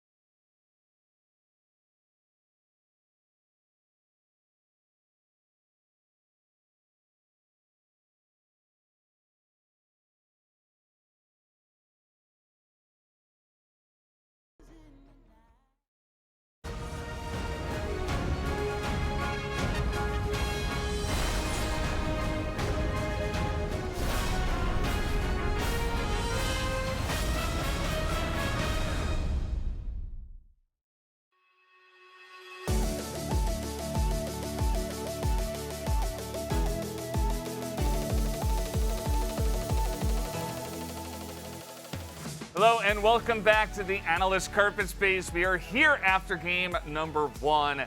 And yes, Damonki able to take the big win tonight in this first game of the best of 5. Took them a little bit, you know, that early game was a little bit stumbly. It wasn't that clean, but they got there in the end, Chronicler. And looking at the draft, I really like the trap, quote unquote, that was set up by Kia, where you either give over TF, which against Showmaker means you lose, or you give over Zeri, which generally also means that you lose. So that was a really, really tough situation to navigate for Kia. The second half of the draft is where I got started to really get worried, because Lucian and Akali, I think both of pretty viable picks. But one, Bertel got absolutely massacred on the Akali and did nothing, 4 days ago. And Lucian is extremely execution dependent, as is Akali. So while I think the first half of the draft for Damwon is very, very reliant, second rotation is really dependent on execution. And you look at Fred Brion, free scaling, couple of early game power points in the Aatrox and the Viego, and then of course Lava's Corki to round it out. Strong engage as well. The only thing that were lacking was a front line. So I was kind of worried, but then Kia executed, and then that was the game. Yeah, I think in the past, if Kia, you know, when they were at their top form, if they picked a draft like this, we'll be like, okay, the game is going to end in 20 minutes. Like, you just know that they're going to stomp mid, and that Canyon's going to be all over you, and that Bertel or whoever was in the top lane was going to stomp. Not necessarily what we have been seeing recently. So when we first saw that, we were like, oh, I don't know. Like, this is very execution heavy from the side of Kia, but I think they proved at least that they are better than Bro in this, at least to this level. Yeah, in this game, very clearly they got the better of them, and we still saw some difficulties, but Bertel at least didn't feed the Aatrox, so then became an unstoppable juggernaut. So it's improvement. And I think as Damwon, some early Drake setups, not great, but overall, much more akin to what we expected. Absolutely. Well, guys, we do have 3 highlights to go through, so let's jump into the first one right away and talk about this bait in the top side. Because this is the most quintessential threaded Brion thing that you've ever seen, right? It's, you think you're collapsing onto one member, and surprise, surprise, the whole team's there. A Showmaker tries to go for a pick. Obviously, the 1v1 against Lava is heavily favored. Dies to the final tick of the Ignite, and then Canyon crucially waits a little bit here so that the setup with his top laner coming in is a little bit better. But overall, there is still a man advantage here with how early Showmaker died. Crucially though, 2 kills for the Akali, which means that the side laning for Morgan becomes basically impossible. And Dokdam, even though he didn't get the amount of kills that I think Azeri always dreams of in the montages, still accelerated himself. And from that point forward, Kia had some real pressure points that previously were lacking, because it's not just the kills, it's also the fact that a lot of summoners are invested here, right? A lot of cooldowns are used, they get the top side turret, they get another charge on the inner, so this was kind of the start of the snowball. Yeah, it absolutely was, and there was a little bit of a sticking point where we saw that Kia kind of gave up the one Infernal for free over to the side of Fred Brion, and they had a lot of time. But it didn't end up mattering as we got to the next Infernal, which is going to be highlight number 2, and then Kia began to shut the door. I think this was the, Costas mentioned as well, possibly the game-breaking point where Bertel, even though his damage output isn't the highest, the key thing there, as he misses his R2 as well, is that he breaks up this fight and he forces a lot of defensive cooldown users right from the get-go, right? And then even with Lava getting a really, really nice setup, Dokdam is free to just press R, stack his passive, and basically fight people 1v1 with his increased mobility. And at this point, the Zeri gets really fed. Showmaker, even though, you know, in terms of kills, he kind of always got focused down. There were free carries. So if he dies, who cares?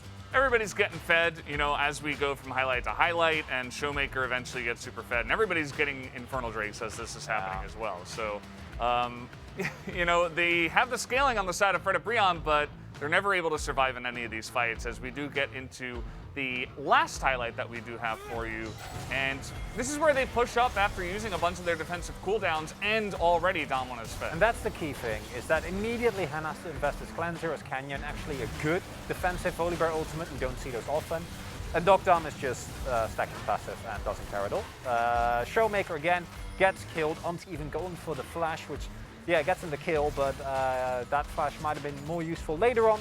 And that really is the key issue of this game here. Looking at the draft, I think that the draft for Fred Brion is reliant on Damwon not actually executing on the insane amount of priority that they're going to have. And they did. They executed on the priority, they executed on the fights, and that is something that's not a given for Damwon Kia, hasn't been throughout this split, but does worry me going into the next game, because for Frederick, I think giving Lava a pick that he can start influencing the game on earlier is really big, because even though their gold leads aren't always great, at least Lava on something like Ari is actually able to impact, right? And that's something that was missing here. LeBlanc as well. I think that for game 2, I'm sure that will be some of the feedback as well from the coaching staff. They're like, okay, we're going to change up the draft here. It is a best of 5, and I would expect a lot of changes, at least on the side of Frederick. As Damwon, I feel like, it's not necessarily what we see all the time in the meta, right? To go in Lucian mid and trying to shut down a Corki, so they still have kind of their cards hidden here to some extent. We're going to look at the player of the game for game number 1 and see who does pick it up here from the side of Damwon Kia. Waiting on that one to see who is going to get it, and it will be Duckdom. There he is. Not surprising, getting the first pick Zeri and absolutely demolishing, even though the laning phase was as expected, kind of, was okay, wasn't bad, wasn't amazing, didn't have to be. But his positioning in the fights, his target selection, and I think overall his dependability has made him, barring of course Canyon, one of the most consistent win conditions for Damwon Kia. And I hope that they keep giving him the attention that really the player should get, because as much of a better game as I think this was from Birdle, the previous game against Frederick was lost specifically because of the amount of resources they poured in the top, but didn't end up working out, and that's fine, Birdle here I think did an admirable job, but maybe just focus more resources into Duckdom, because he carries really, really hard. He's a good player, yeah. Especially when he gets the, very interesting Showmaker. He gets 1 vote. I think that he played well. He played well. He just wasn't the player of the game. Duckdom does pick it up 12 out of 13. Shout out to him. And now we'll have to see what happens for game number 2. So let's go back to the casters, Atlas and Wolf, to bring us that game 2. Thank you, Valdez and Chronicler, for the breakdown of game number 1. Damwon Kia coming out swinging behind Duckdom, their star carry on the bottom side of the map, at least for this series so far. But it's Frederick, ladies and gentlemen. This is a team that was born in the fires of being down in a series, and now they have 5 games potentially to play with. I will tell you guys what I told the other casters when we were doing our predictions. I told everyone I think whoever wins the first game is going to 3-0 this series just because of momentum, emotions, etc. And that's why my prediction was 3-0 Damwon Kia, because I think that given a loss like that one, which almost any loss you could see in a series like this would be the tough one, which is why we were worried about that comp too for Damwon Kia. Like, oh, are they going to get frustrated if they don't actually get that control? These types of things can really get into your head. And Frederick, they won the last one, I think, in part through emotions, momentum. Like, it was an over-performance, as we like to call it here in the LCK, because they played better than they had all season long against a Damwon Kia who didn't have anything to fight for.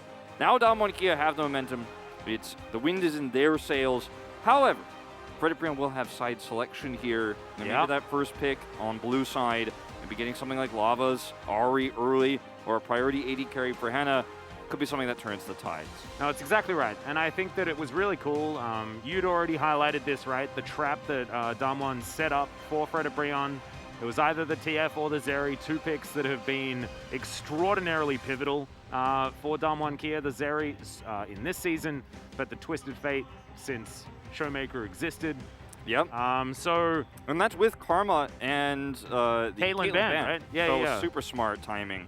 It certainly was. And so Frederick, they fell into that and they weren't able to actually come out of it. But now they should be able to instigate a draft where they're the ones setting up these traps, right? They're the ones that are able to get the priority picks. And we'll see whether that is going to be something that they can actually do, because they are going to select the blue side like we were talking about. And I think there needs to be a lot put on Edgar here for what he's actually going to be able to come up with as far as what bans are going to take priority. Daney won out in the first game. You can see Zephyr there alongside him as well. Damwon Kia, they've come out swinging in this first game. We expected it because this is a Damwon Kia that now actually has something to play for. Yes. And this is a team that is much better when there is something to play for. We've heard Showmaker time and time again in interviews talking about regular season not necessarily being a place where he finds a lot of motivation.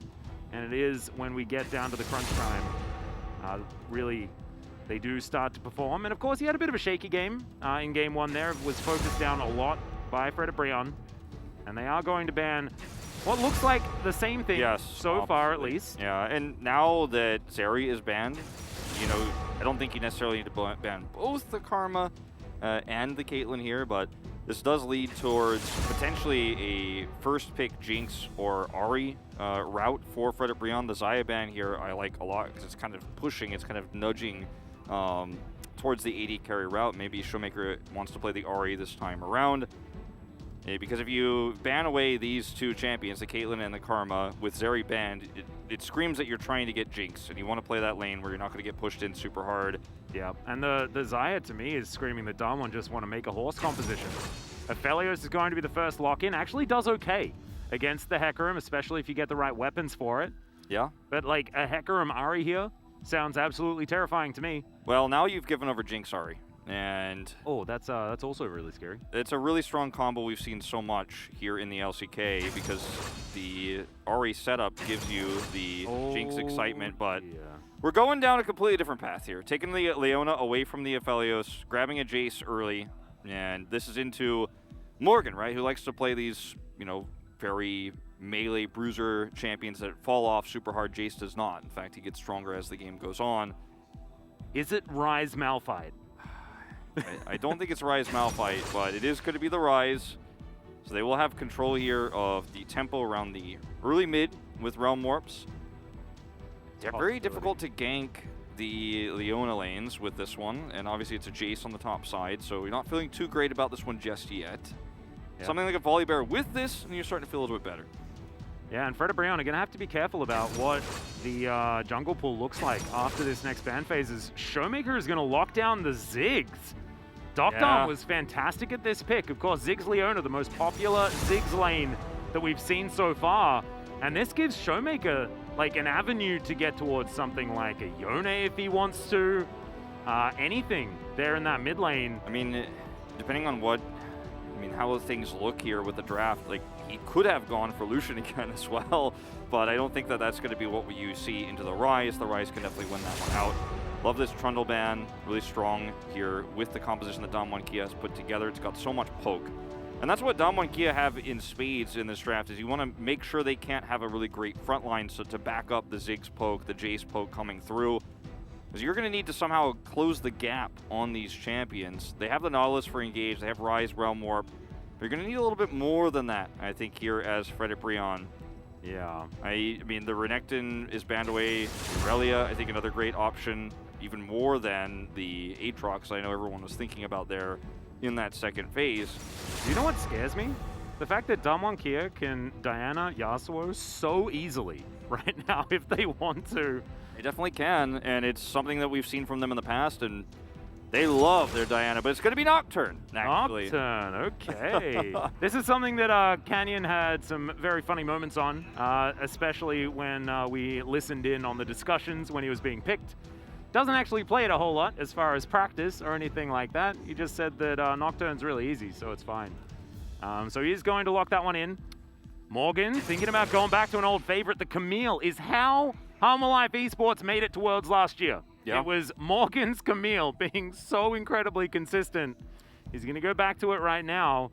Question is, what do we see with this jungle-wise? I think something like a Xinjiao actually makes a lot of sense here. Can cut the team in half. But they want to go with the Volibear that synergizes extremely well with the Ryze here, because you can Realm Warp in. Volibear's got the setup stun. You have a Camille who has follow-up CC. You can just repeatedly try to shove Jace out of the lane, dive him repeatedly. If you get that first Rift Herald, you get that turret early. I do like the Volibear for this, but I do think in team fights it is going to struggle against all of the poke damage that's consistently coming through us once again. Yeah, that's an Akali, and that's looking like it's going to go into the mid lane for Showmaker here. This was actually one of his most powerful picks when Damwon Kia were at the height of their dominance, right? Like, Showmaker was definitely known for his Akali play. Lava as well. Definitely a very practiced Akali player, so should be able to play against it, but we'll see how the Ryze is going to do. Should mean that Frederibrion have control of the mid game at least early, and for a Volibear composition, that is very important. Yeah, this is kind of interestingly almost exactly the opposite in terms unless of the last it's mid game. Jace, which is definitely a possibility. I was going to mention that, you know, considering the Akali into the Camille, you like that one a lot more. She's a lot more survivable under turret than the Jace is going to be. And they will swap it out last second. The Jace is also going to be able to put up with Ryze in the early game a lot better. I like this setup more because the Ryze is going to have free push. You're going to have control of the top side of the map too. That gives you the opportunities with those Realm Warps and the Volleyball Veripick to get ahead very easily. But if you swap these two champions, then it becomes a little bit more complicated here for Frederick to execute that dive top side. And we can still see lane swaps within the game. Like, there is a possibility we actually see those traded between mid and top. Well, I mean, theoretically, yeah, we could. As, of course, solo laners are starting to become solo laners rather than mid and top laners. But right now, of course, Chovy playing this one a lot. The Jace in the mid lane. Showmaker dabbled in it as well, just a little bit, but it's been a while since we've seen Jace make his way into mid. Bertel, of course, having a great game on the Akali. I like sticking to something that he was very strong at. But now he has to deal with the Camille. Rhyme not intended. As the players make their way onto the Rift for game number 2. Frederick wanting to even out the series, make it into another best of 3 between these two squads. And Damwon Kia wanting to get match point very early on with a possible 2-0 start after this game. That is the game plan here. Ooh, best skin choice here for Canyon as well. Spooky Ghost Nocturne, my absolute favorite. It's really interesting how the Nocturne can operate into a comp like what Frederick are running, because it's very low range. You've got the Ryze, the Aphelios as your kind of carries. Your top laner is going to be looking to aggressively hex tech forward and try to lock down the Ziggs or the Jace, you know, if you can get that close in. But that allows Canyon to actually ult the backline when those melee champions go in. Volibear tries to go in, Morgan tries to go in, and then suddenly Canyon just flies over the top of your head. You can't see while you're engaging when he pulls that ultimate out, so you're both unable to actually frontline and look for those picks, and then your backline is completely exposed. I really like this pick into what Frederick are running for that reason. Just have ultimate control over, you know, the way the team fights are going to be shaped, especially if you get ahead in the early game. Yeah, I think Frederick are going to have to play very, very well around their carries, making, well, their carry, right? It's going to be mainly on Henna. He's the one that needs to do a lot of that consistent damage. His range isn't massive, and he's against a Ziggs and a Jace. As Hook is going to land here in this early game, as Kellen just, he's going to be fine. Sad present. Yeah, a bit of a sad present of Mumu. And, you know, I mean, I'm really curious to see how this laning phase goes between Lava and Showmaker, because it's a very different one than the ones we've seen in the past with the Jace. You know, Jace has played into all sorts of weird mid laners last year, including the Nocturne, and some other champions that were flexing. The Lee Sin that we saw played mid last year too. And into this Ryze matchup, you know, it's a lot closer than the Akali. Like, look at, I mean, if you look at the minimap, you can see Showmaker is actually trading back aggressively, and Akali would just kind of be sitting under turret being like, well, this is just how it's going to go for these first few levels. So I do like this swap of lanes. Yeah, first strike being taken by the Jace in the mid lane, just to make sure that he can maximize the amount of damage that he's able to do. Next tech sweep here onto Bertel, who is going to be pushed in the early game. Not necessarily the time for the Akali. Great little trade there for Morgan. Does take a turret shot though, as Showmaker will lose out on that trade at least. 100% win rate on the mid Jace so far, 3-0. Yeah. We mentioned that he dabbled in it. Dabbled pretty successfully, as it turns out.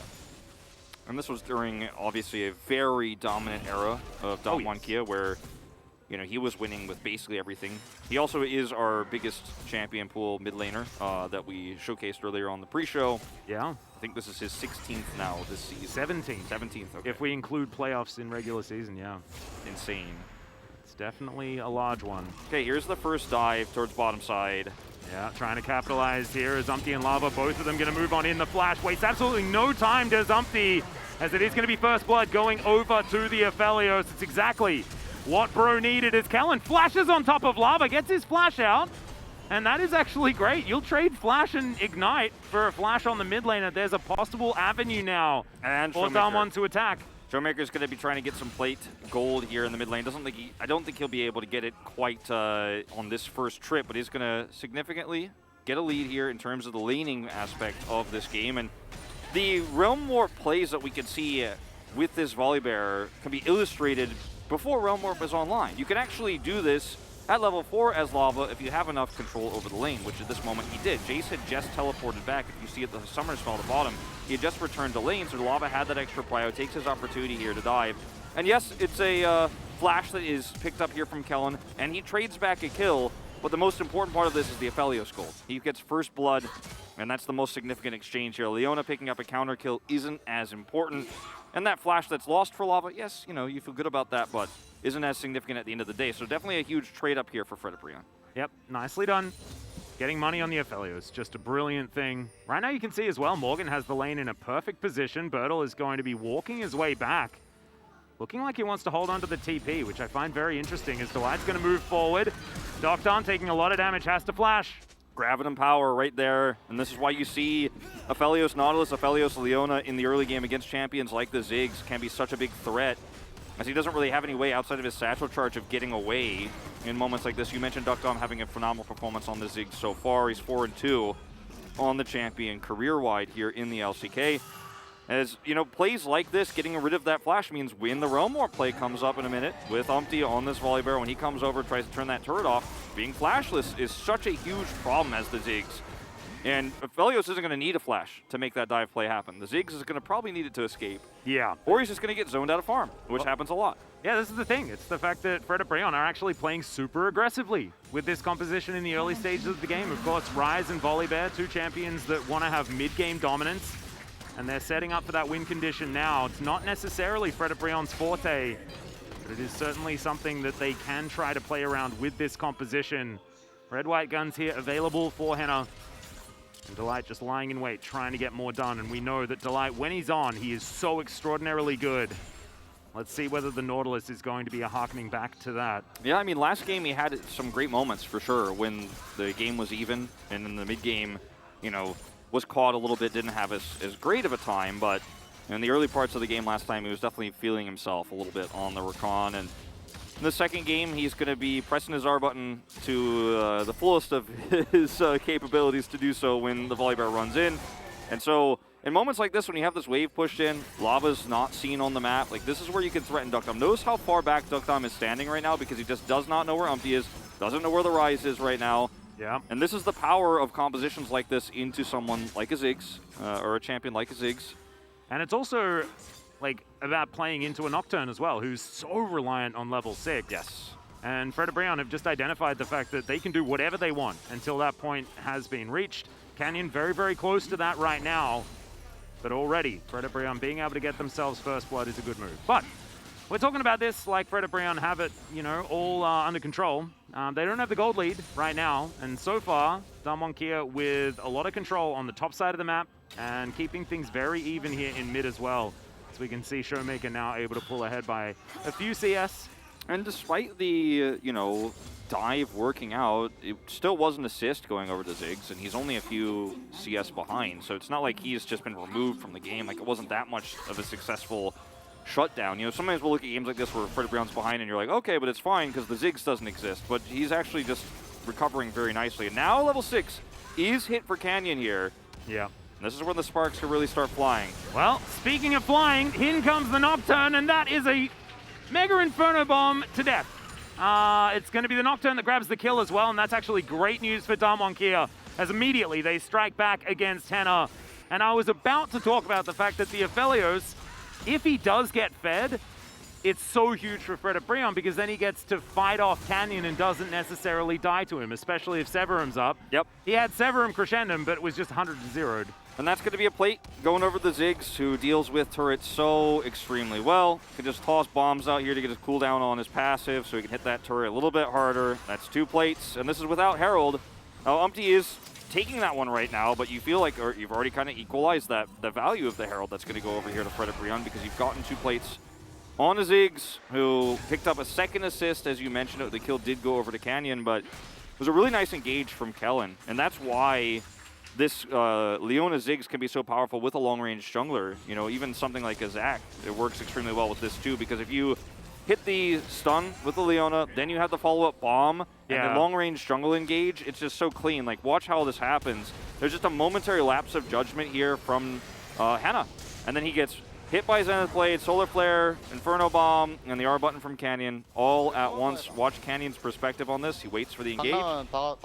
Yeah, like exactly the right range. Hex Flash, boom. Everything is completely timed out. Yep, and that's the follow-up, right? And so now Kellen can basically just engage at all times, and then Mega Inferno Bomb and the Paranoia come down, and they get to choose their targets, right? This is what this composition can do from ahead, especially. But the crazy thing is that Zig scales extraordinarily well at the same time, and in this composition, they have a huge range advantage just in general. Yeah, and so many junglers that aren't relevant right now in this meta are relevant with comps like this. As Birdall gonna, that was a nice little shield back. Very nice. Oh, I was just gonna say that, you know, the Nocturne functions very similar to the Viego in a comp like this, where the Jace hits the poke, the Ziggs hits the poke, and then Viego gets in and gets the resets.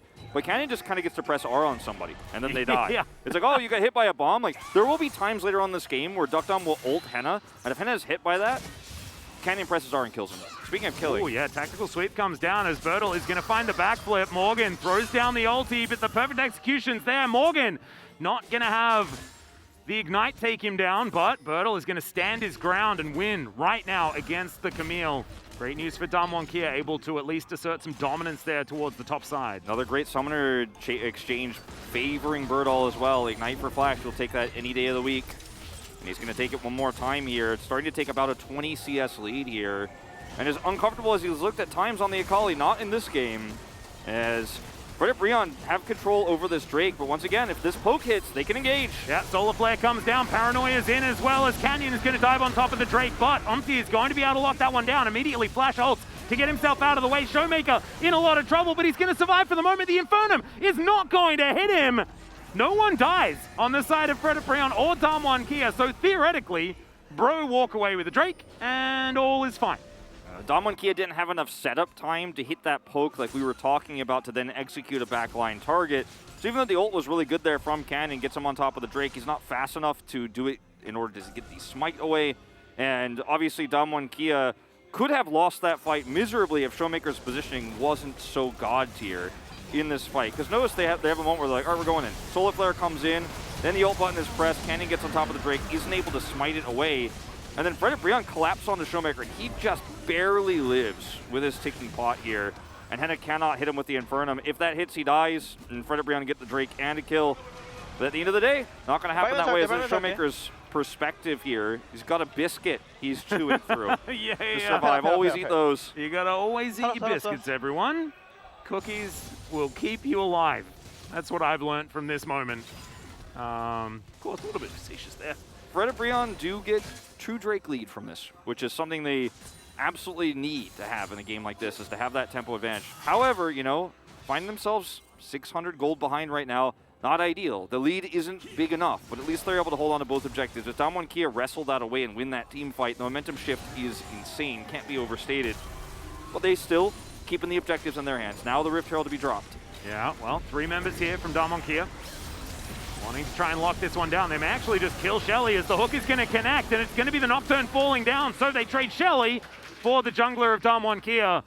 So not exactly the same amount of money as if they had been able to hold on to the Shellfish as well. So Fredit Breon do manage to get a kill, but they get all of those plates denied. Yeah, and killing the jungler at this moment in time isn't extremely important for Fredit Breon because there's no objective to fight over, nor are they really trying to gain vision advantages. They can, however, zone Duckdom out. As you can see, he's really struggling to get back to his turret, and Morgan had a really nice angle here to threaten potentially, but isn't going to find it. But notice that Duckdom is zoned away from minions here. He will eventually be able to catch some of these as the turret goes down, but this means Henna is guaranteed basically all of these plates. Uses his ultimate to get some of those minions. Yeah, the cannon is going to be there as we're fighting over a blue buff as well. Paranoia as Canyon just comes back. It is going to be the blue buff secured by Canyon, but can they find a kill as well? And absolutely they can. The Volley Bear is going to fall down. Delight doesn't find the hook that he's looking for, and now he's out of this one. Hextech Ultimatum comes in. There's the Realm Warp as well as Showmaker dives on top of yet another kill. He will fall down this time, but that is not before doing considerable damage to Fredit Breon. That is 4 dead in this fight. Damwon Kia with a huge win. Yeah, Damwon Kia just took the free delivery that was given to them in this fight. As Fredit Breon were in a position to potentially dive Duckdom. His ult went down, and then Frederick decided, okay, we're going to hold on this blue buff because they thought they could win this fight because they had Realm Warp, but they could not. As we're going to see the Rift Herald get blown up here, but, you know, obviously this is going to be a kill onto Canyon as a result. But staying here instead of actually trying to collapse bottom side where Duckdom is for a blue buff is just so high risk. And Damwon Kia at this stage of the game are well and truly online. Really nice satchel charge there from Duckdom. But they have enough damage to actually win a skirmish like this when you don't have positional advantage. And then they commit to the Realm Warp. They feel so priced into this. And they really weren't. Like, they didn't actually have to lose more, but they did. And now Damwon Kia have such a lead in this one team fight. I mean, they're sitting at 2,300 advantage against a comp that needed to be so far ahead at 20 minutes. And now at 15, they're almost too far behind. I mean, I want to know what Showmaker said to the Fred Brion players in the locker room before the match, man, because Fred Brion are all about killing Showmaker this game, and Damwon Kia are all about letting Showmaker die and killing all of Fred Brion. That seems to be what they're totally okay with, and you don't blame them for it, because it's working out extraordinarily well. I think this goes back to, this Rise pick goes back to, for me, something that was said by Valdez and Chronicler on the desk, in that in game one, we saw him on Corki. Lava is playing Corki, you know, low impact in the early game champion, but it's one he's familiar with, has like great late game scaling, but he doesn't get to show what he's been best at and what led his team to playoffs, which is champions like the Ahri, like the LeBlanc, where he gets skill expression through the early laning phase, the mid game, and the late game. And in this game on the Rise, he's once again kind of made these Realm Warp decisions. The roam we saw bottom early got the kills, but it wasn't clean, it wasn't perfect, and I feel like Lava can't express how strong of an assassin mid laner player he is on this champion, and I think Frederick Brion looks so different when he's trying to play the macro game and not the hands game. Yeah, it's not quite working out so far. As we can see, Canyon just soloing out a Drake. Frederick Brion's control on the Dragons has dissipated at this stage of the game, and this is about where Damwon Kia took an iron grip to Summoner's Rift in game number one. It's happening once again as the Satchel Charge will obliterate the outer turret in the mid lane. Frederick Brion have so much vision on the top side of the map. Like, that's a million control wards, and yet there's not really much that Damwon Kia care about up there right now, outside of, I guess, their outer turret, which they're going to rotate over for now, but the Drake was just taken for free. They lose their outer turret in the mid lane. And, you know, Rise is going to have to leave here.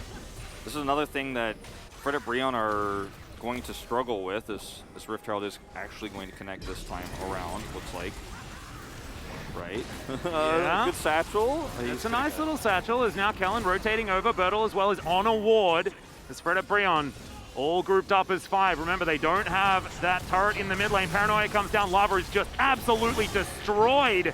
As the backflip was there, the shuriken landed, but Bertel just going to get himself out of the way. And the pick capability of Damwon Kia's comp is just absurd when they're this far ahead. This is what I was talking about earlier. You have enough vision of somebody, you bomb them, you paranoia them, and they die. And that is exactly what happens here. Yeah. Bomb. Oh, it hit Rise. Well, he's dead. There's no discussion. There's no two ways about it. There's no counterplay here. Yep. And they almost get a second as Bertel tries to go deep in and take out Umpty.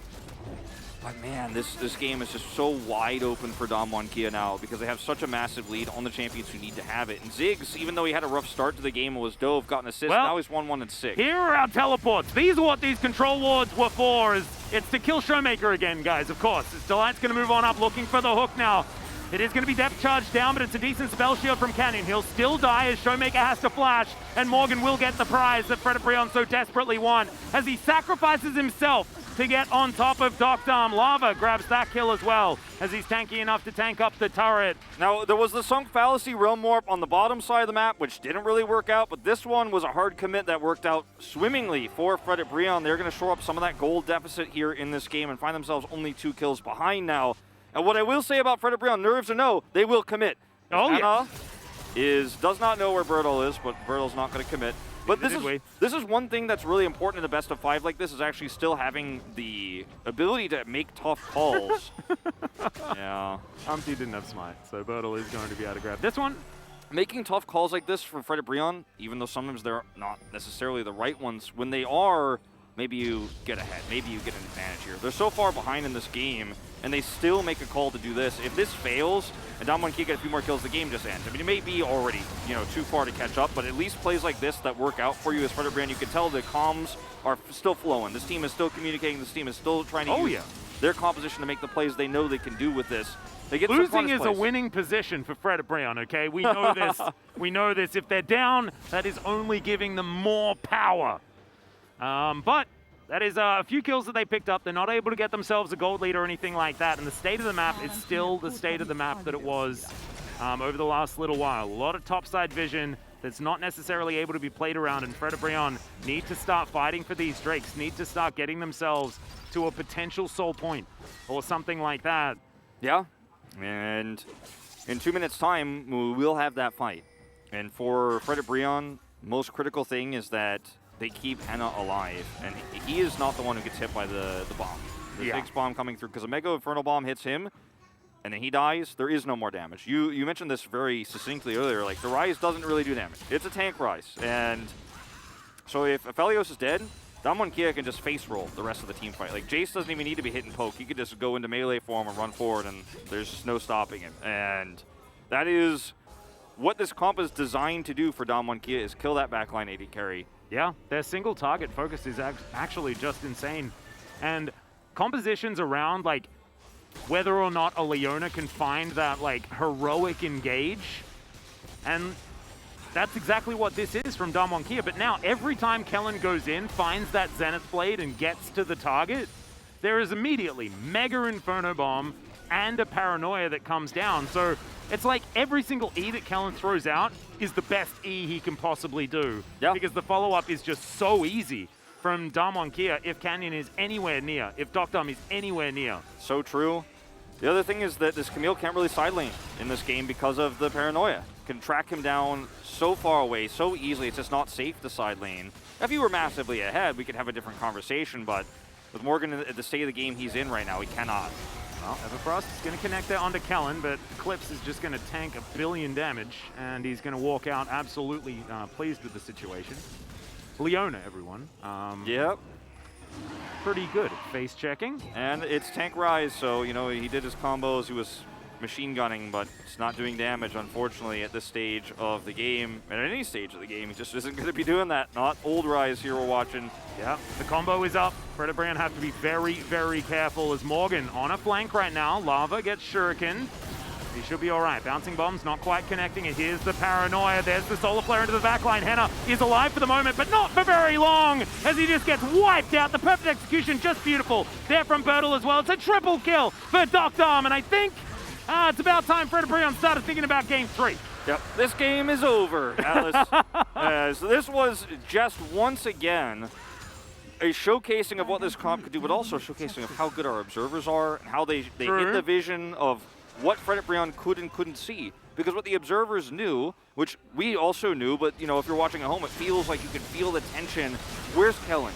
Where's that bomb coming from? Where's Canyon going to ult on? And you can just see Frederick Breon, they're not in a position to do anything to hold onto the Drake tightly because they need this Drake. They can't walk away from it. They need to get ahead, and they're so far behind, so they don't have a choice. And Damwon Kia are like, well, Leona is wrapping around. Like this, let's watch it with the vision. As Showmaker and Kellen both wrap around the backside here. And Morgan is trying to zone Birdall out, but he actually probably should have been a little bit closer to the backside of his team because he needs to peel. Look at how little he does in this fight. Like, Morgan goes over the wall at the end of this fight and dies because he's just not able to make any impact. From Henna's perspective. Yeah, Henna's perspective is this is impossible. He's like, he just said, get out, get out, get out. And, well, very few were able to get out, in fact. But, yep, he's like, I got 100 to 0. I can't do anything. And to be perfectly honest, I don't blame him because, like, look at what he's staring down. The fact that the flanking shock blast was there first felt a little bit like overkill. However, that's exactly what Damwon's composition is capable of doing. It's, look, hats off to Danny for putting this one together. And I think Fred Breon needs to try and rally, get towards that potential reverse sweep.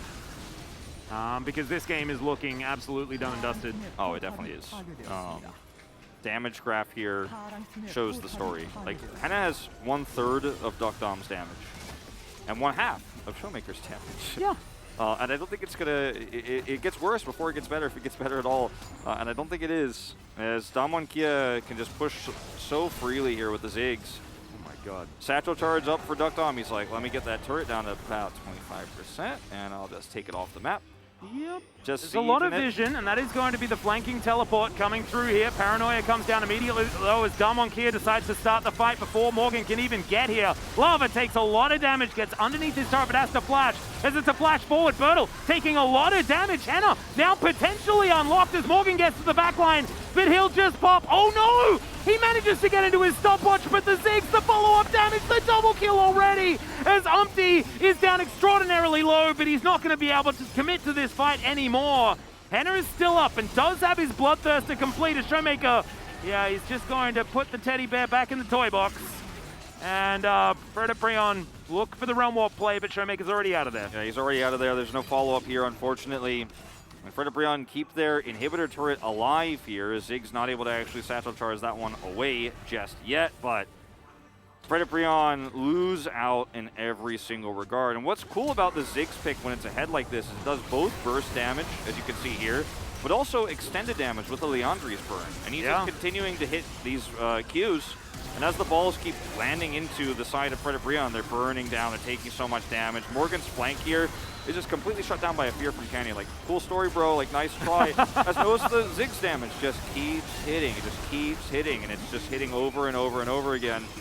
And unfortunately for Predaprion, there's no staying power here outside of the Aphelios. When you've already lost your front line, Aphelios can't get into range. Yeah, Umpty as well, not able to actually do anything there against Showmaker. And so now it's a 9,000 gold lead. Damwon Kia have 2 Ocean Drakes now, so we're a minute away from Soul Point for theoretically either team. But Damwon have all of the control of the map that they could ever need. And I'm really glad that you brought up the Ziggs, because he is so oppressive when you're ahead as well, because yes, he's got all that consistent damage, but he also has self-peel, he has peel for his teammates, and he has a billion AoE damage, like at any moment with the Mega Inferno Bomb, which is just absurd. And he also has his Zhonya's to boot, so he's not going to be taken down easily here by Predaprion. If at all, for the rest of this game. He's 7, 2, and 8. Like, this 6 is just so big. Also, 13 of 16 kill participation. Kellen right now is currently on a perfect game track for himself in terms of the KDA. He is still holding a stopwatch, so it's going to be totally fine in any scenario. Could dive super deep. His engages have defined this game. His engage into Ziggs Bomb, into Canyon ult. It's a recipe for success if you're Damwon Kia. It's been working out so far. Now they can just group up and siege turrets.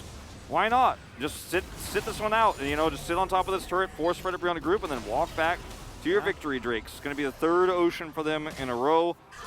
Not even great into this low-range comp for Predaprion. Like, a 4 Ocean Soul is always going to be good. But I mean, they have a lot of poke, so like being able to have infinite mana and always being able to get your health back, if they can keep Predaprion at arm's length, it is only going to make it even more impossible. Yeah, the health regen part of it's not important. The mana part, as you mentioned, is the more important one. It's going to extend their 100% chance of winning this game to 100%, Wolf. It's insane.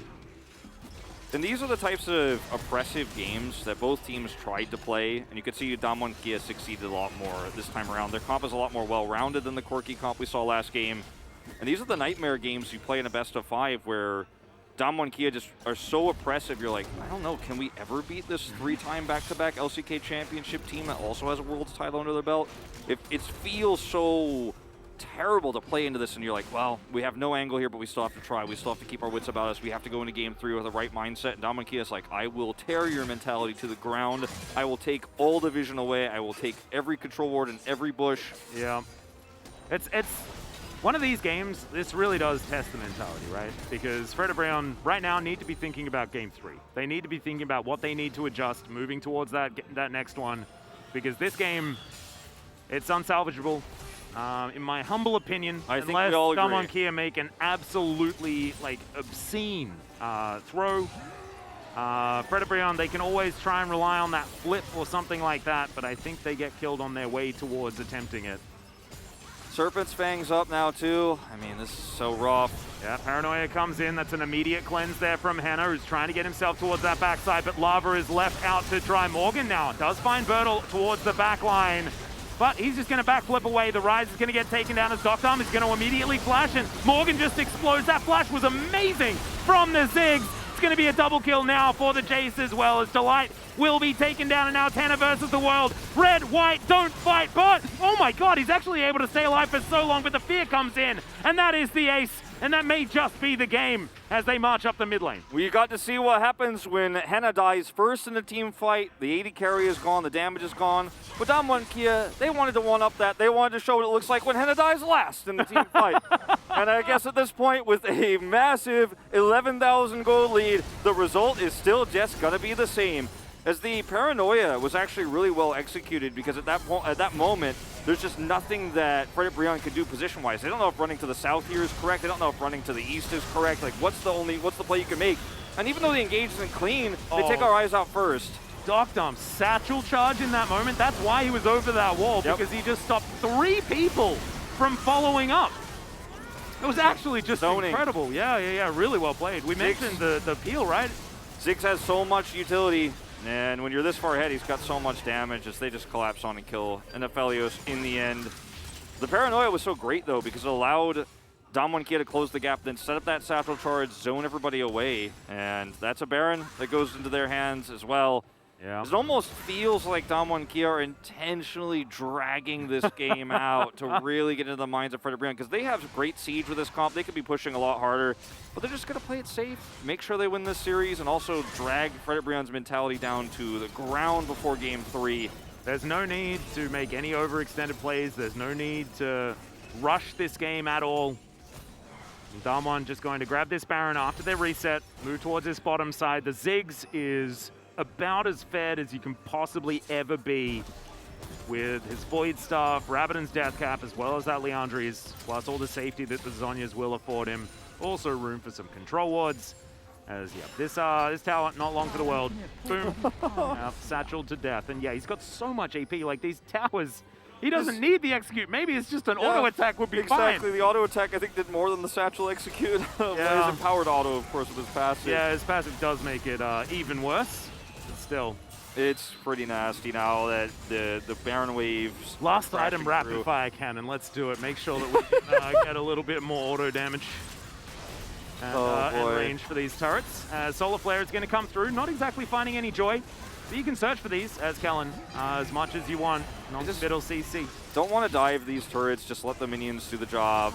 Yeah. Now the turret's down, you could absolutely see a harder engage here from Canyon. Oh, nice little backflip there from Bertle on the backside, fighting 3 right now, but the perfect execution gets him out. That's 2 inhibitors immediately. Bertle playing this one really nicely, and it's crazy thinking about the fact that his Akali did not work out at all the last time these two teams faced. But now he's able to stand his own as the Paranoia comes through. Mega Inferno Bomb comes in. DDR being played here by Henna towards that back line as Bertle goes golden. Canyon now standing in front of Delight, and Delight just disappears after he goes golden. These Nexus turrets not long for the world because they just do so much damage to them. It's obscene. Henna ran out of any of his self-heal options, and now it's just Morgan on this bottom side. Umpty fighting against Doctarm, who's got his Zhonya's himself and a whole team of minions, and is able to satchel charge his way out. Takes down the Volley Bear as well, as Lava has to watch as his Nexus goes down. Game 2 also goes over to Damwon Kia. They now have match point. Game 1, there was a shaky start. There were questions about the top matchup and how things were looking. It was like Canyon's really got to go to the bathroom. But in Game 2, it is a, from start to finish, extremely dominant performance. Even when the level 4 roam from Lava happened bottom side, Kellen looked dominant. He traded back a kill, was able to get a flash out, and it's like, okay, well, the worst part of that entire game also looked really clean from Damwon Kia. They got ahead, they got further ahead, they sealed away the vision, and each and every time we saw the Solar Flare Zenith Blade, Mega Inferno Bomb, Paranoia engages, the name of those things is actually much more complicated than how it works out in reality, because they just hit them like clockwork. The shot calling was great. It was fantastic execution of this comp that is so oppressive to play against.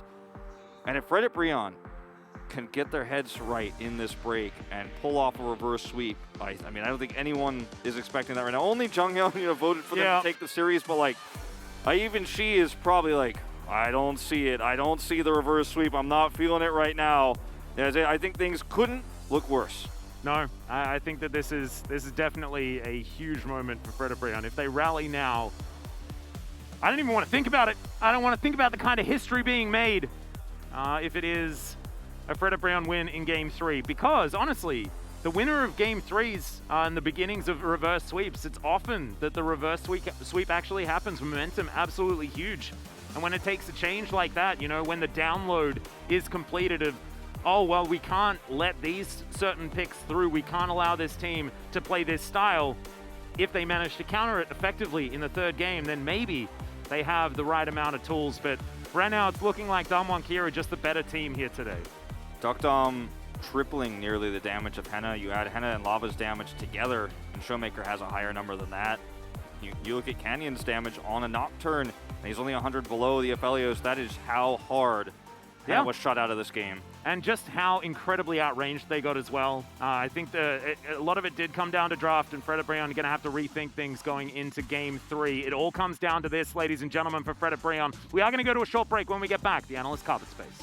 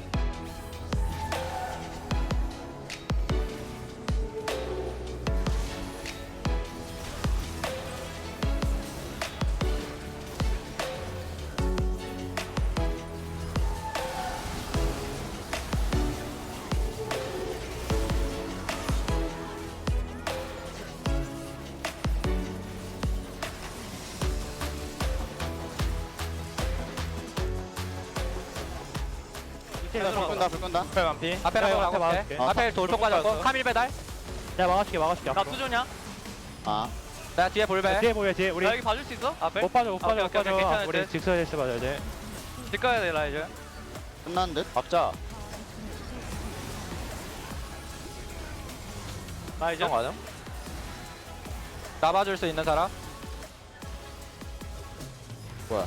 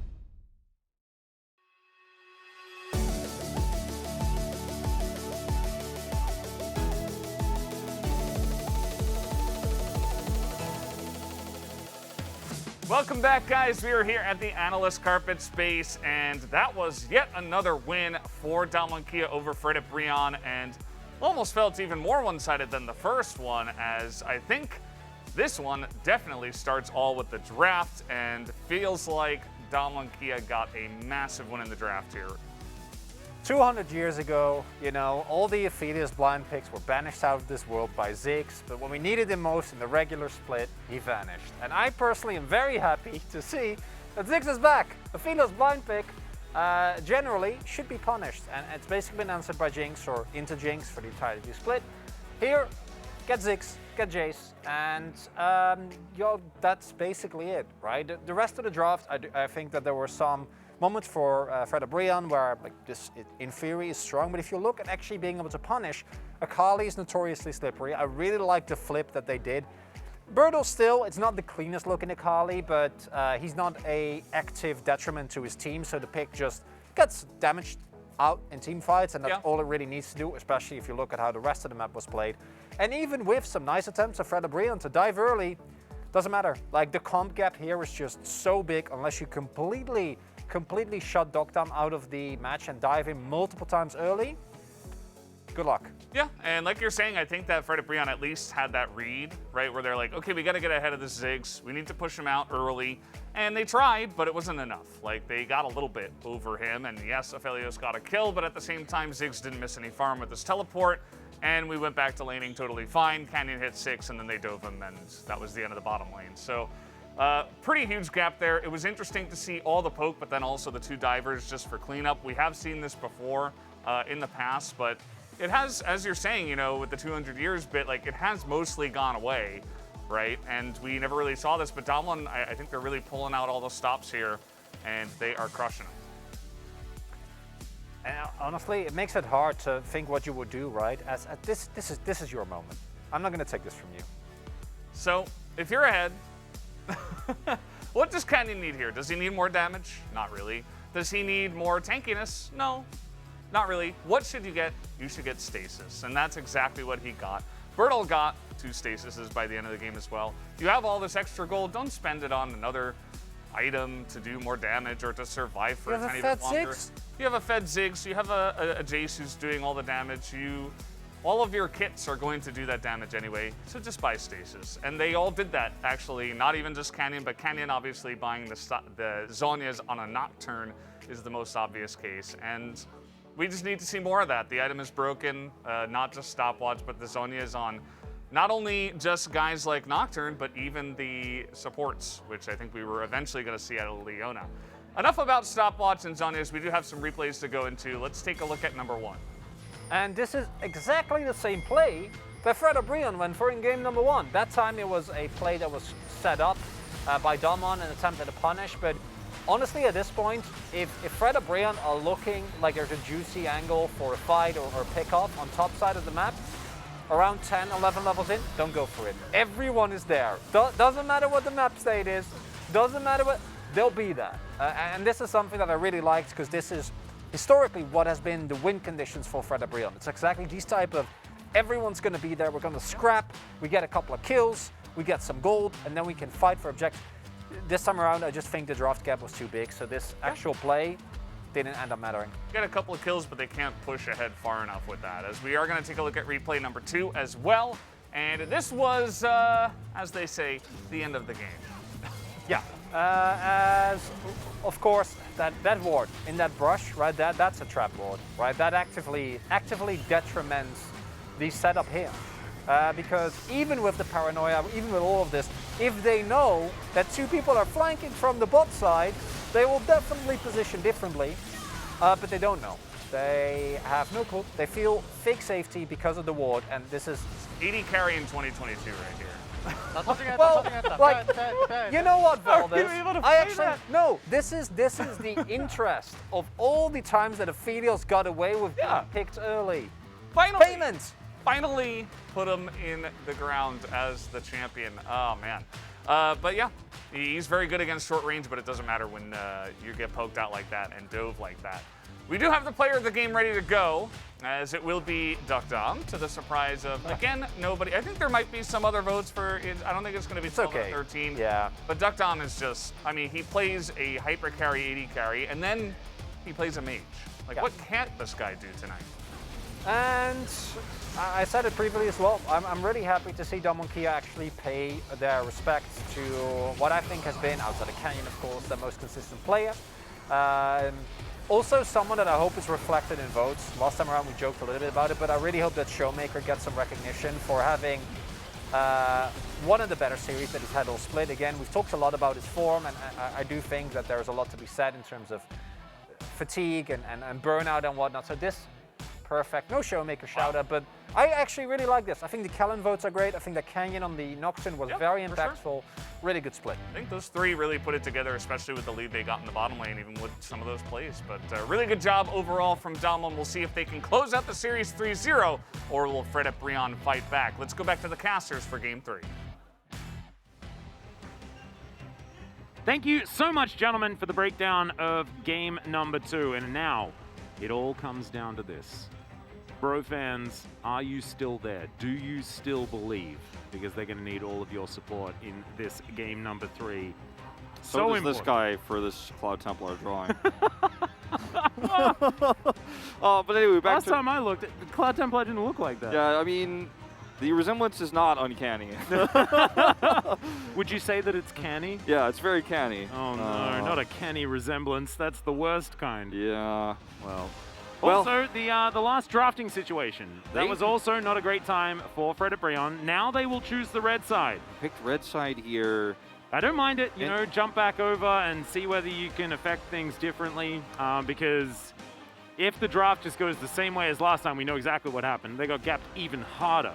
The priority picks were, I think, incorrect for Fred at Brion. In Game 2 especially, they prioritized the Rise in a meta, once again, where Lava can't make a huge impact. He did at level 4 roam over and help set up that dive, but beyond that, wasn't able to make an impact. I want to see Lava on LeBlanc. I want to see Lava on Ahri. And if you could set up a draft where you can draft around Lava's Assassin mid-champion pool, I think that Fred and Brion are going to have a much more fun time. They're going to be a lot more proactive around the early to mid, you know, because they were pretty proactive in mid-game both games, but second game, mid-game, they were so far behind. Their proactivity on that top side play just didn't matter. Yep. Aphelios going to be banned first here. I find it kind of curious, as both him and Rise are going to leave the Rift. So Damwon just making sure that they're changing up what Fred Brion has access to. Oh, please don't tell me this is going to happen again, where we see Twisted Fate ban and the Zeri comes through, and like this whole series will be defined by DuckDom. No, not this time, but now Twisted Fate goes over to Showmaker. So the same trap is set up, and Fred Brion on red side banned the counters to priority pick Zeri, and then have to ban the Zeri, who's not countered because they banned the champions that counter her, and they give the Twisted Fate over. Last time, Damwon set up the same trap, and they fell right into it here. Yeah, so now Fred and Brion have just accepted the other fate, which is also probably bad. Or twisted, I guess, is more accurate. As Fred and Brion will pick away the Leona this time. Kind of like that. Of course, Kellen has been very, very good on this champion thus far, but his champion pool does go a little bit wider than that. As Umty's still smile on his face. You can see Fred and Brion cannot be perturbed, right? This is their first time in playoffs, and Umty might be giggling a little bit because it's Draven, but it'll be Xayah instead. I was going to say, if you're going to pick Draven, please do not pick it this early. Also, please don't pick it, but don't pick it this early either. Xayah is going to be the smarter choice here. Was really hoping to see a LeBlanc pick up here. I suppose they could still grab it in this third slot here before we go to the second phase, but Xayah pick here very early on, very face up, telling Damwon like, okay, your gold card, engages aren't going to be as easy to pull off. On the other hand, what's really great with Twisted Fate gold card engages and the pick potential is the Jinx, who's also going to be able to do just fine in this laning phase. Flame Trump is set up as well with the gold card. Just means that if Showmaker heads towards the bottom lane, there's no one that can really escape unless the use of Cleanse is going to be available and is used well. We'll see whether they lock down the bottom lane. There is a chance that it could just be Nautilus here or something like an engage support, and Rakan is going to be the choice. Of course, not a denial pick.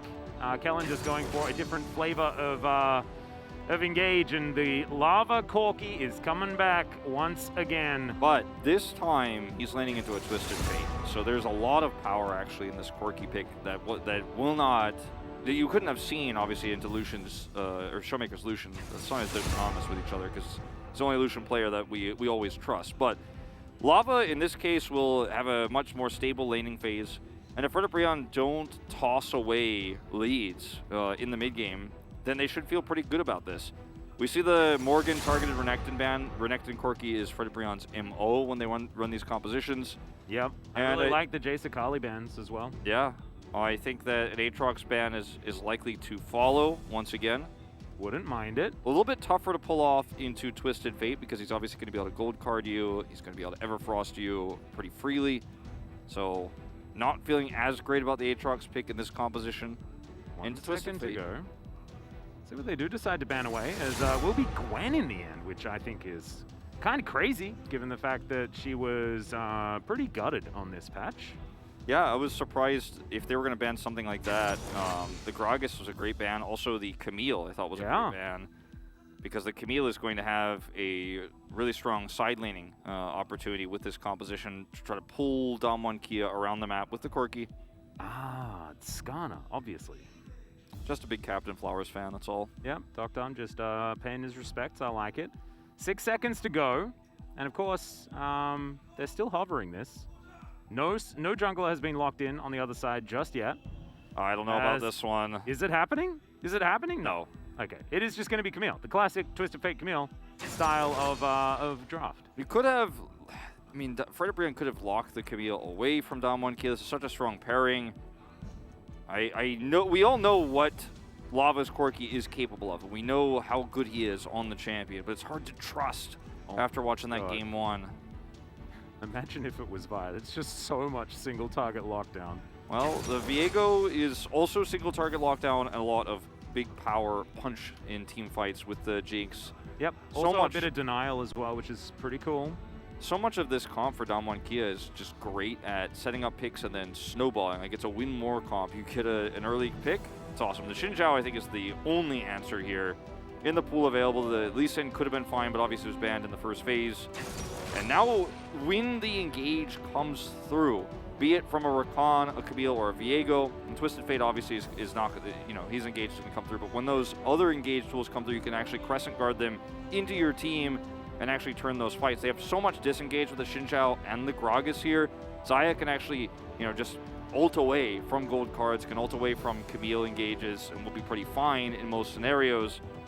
And this is a much more stable game here for Frederick than it was the last time around, where Showmaker was able to just push Corki out of the lane, get a lot of power in the mid game with that Lucian pick that got ahead. Yep. I like this setup, the situation here for Frederick a lot more than the last time when you consider how the first game went. Yep, the problem is that we've seen the gameplay, right? And Damwon Kia are absolutely on form today, and they have a lot of tools throughout this game in order to get things rolling. Dr. has been playing extraordinarily well. Showmaker now gets his Twisted Fate, and the Jinx win condition is 100% alive and well. And we can forgive Edgar for letting the Twisted Fate through if he wants to draft this way. If he wants to play the Corki into this, he wants to play a matchup where he's not going to be pushed in. It means the enemy mid laner's pick is going to be face up, because the Twisted Fate has to come through early. But again, I don't think it's a decision you want to make. You know, I can at least understand the reasoning behind it, but it's Showmaker on the Twisted Fate, a world championship under his belt on the champ. Very, very concerning here about how much power and comfort Damwon Kia have in this third game. Yep, that's true. There's a few things that Frederick can lean on, but we'll have to see whether they can weather the storm of the early map control that Damwon Kia are going to be afforded based on just this Twisted Fate existing in the mid lane. Skin. Yeah, very cool. Yeah, it looks a bit like Showmaker. You know, like any Damwon gamers? Well, Lava is going to pick the best skin as the Corgi comes into the mid lane. Oh man, he's making a statement. Yeah, that's exactly what you want to see. That's what you want to see. None of this Earth Corgi. Not about that life. All right, not with those invisible rockets or whatever. No. Give me a Corgi. That's what we need. That's going to raise the spirits of all of the Fred Brion fans and the Fred Brion players. That's what we need to see. Beautiful. Yeah, Lava just showcasing his posterior. Yep. I feel like in this particular draft from Damwon Kia, the ease of execution for them is also there. Like in terms of how you could set up these fights, as long as you know where Umpty is, if you could play around Morgan, you kind of just collapse on a target and kill them. And that's the idea. Is you can see First Strike is going to get a lot of value in this matchup into the Twisted Fate. You can see he's already trying to push those minions towards the turret. This is the big edge, quote-unquote, that Fred Brion felt they were going to get into the Twisted Fate. Like, oh, yes, you have Twisted Fate, and that's one of Showmaker's best. 5-0 this season. The only player who's really playing it and finding that consistency this season. But, you know, in the laning matchup, I'm going to get ahead for free. So that's the idea. Well, you can see there's also some other undefeated champions here, as Kellen's Rakan is 3-0, and Birdall's Camille is also 3-0. On the other side, though, the win rate's not looking absolutely fantastic here for Fred Brion, but they have lost a lot more games. Remember, this is our 6th place team, trying to get as far as they possibly can in the playoffs. Canyon walks over a ward here, making his way into the mid lane. Level 2 gathered here by Lava. Means that he might have access to the Valkyrie. Don't necessarily know what he's locked in just yet, but Canyon not going to go for it. 5-2 was the score as well. Grand entrance. Good zap connects onto Delight there as well, as Dokdam takes some damage back from Henna.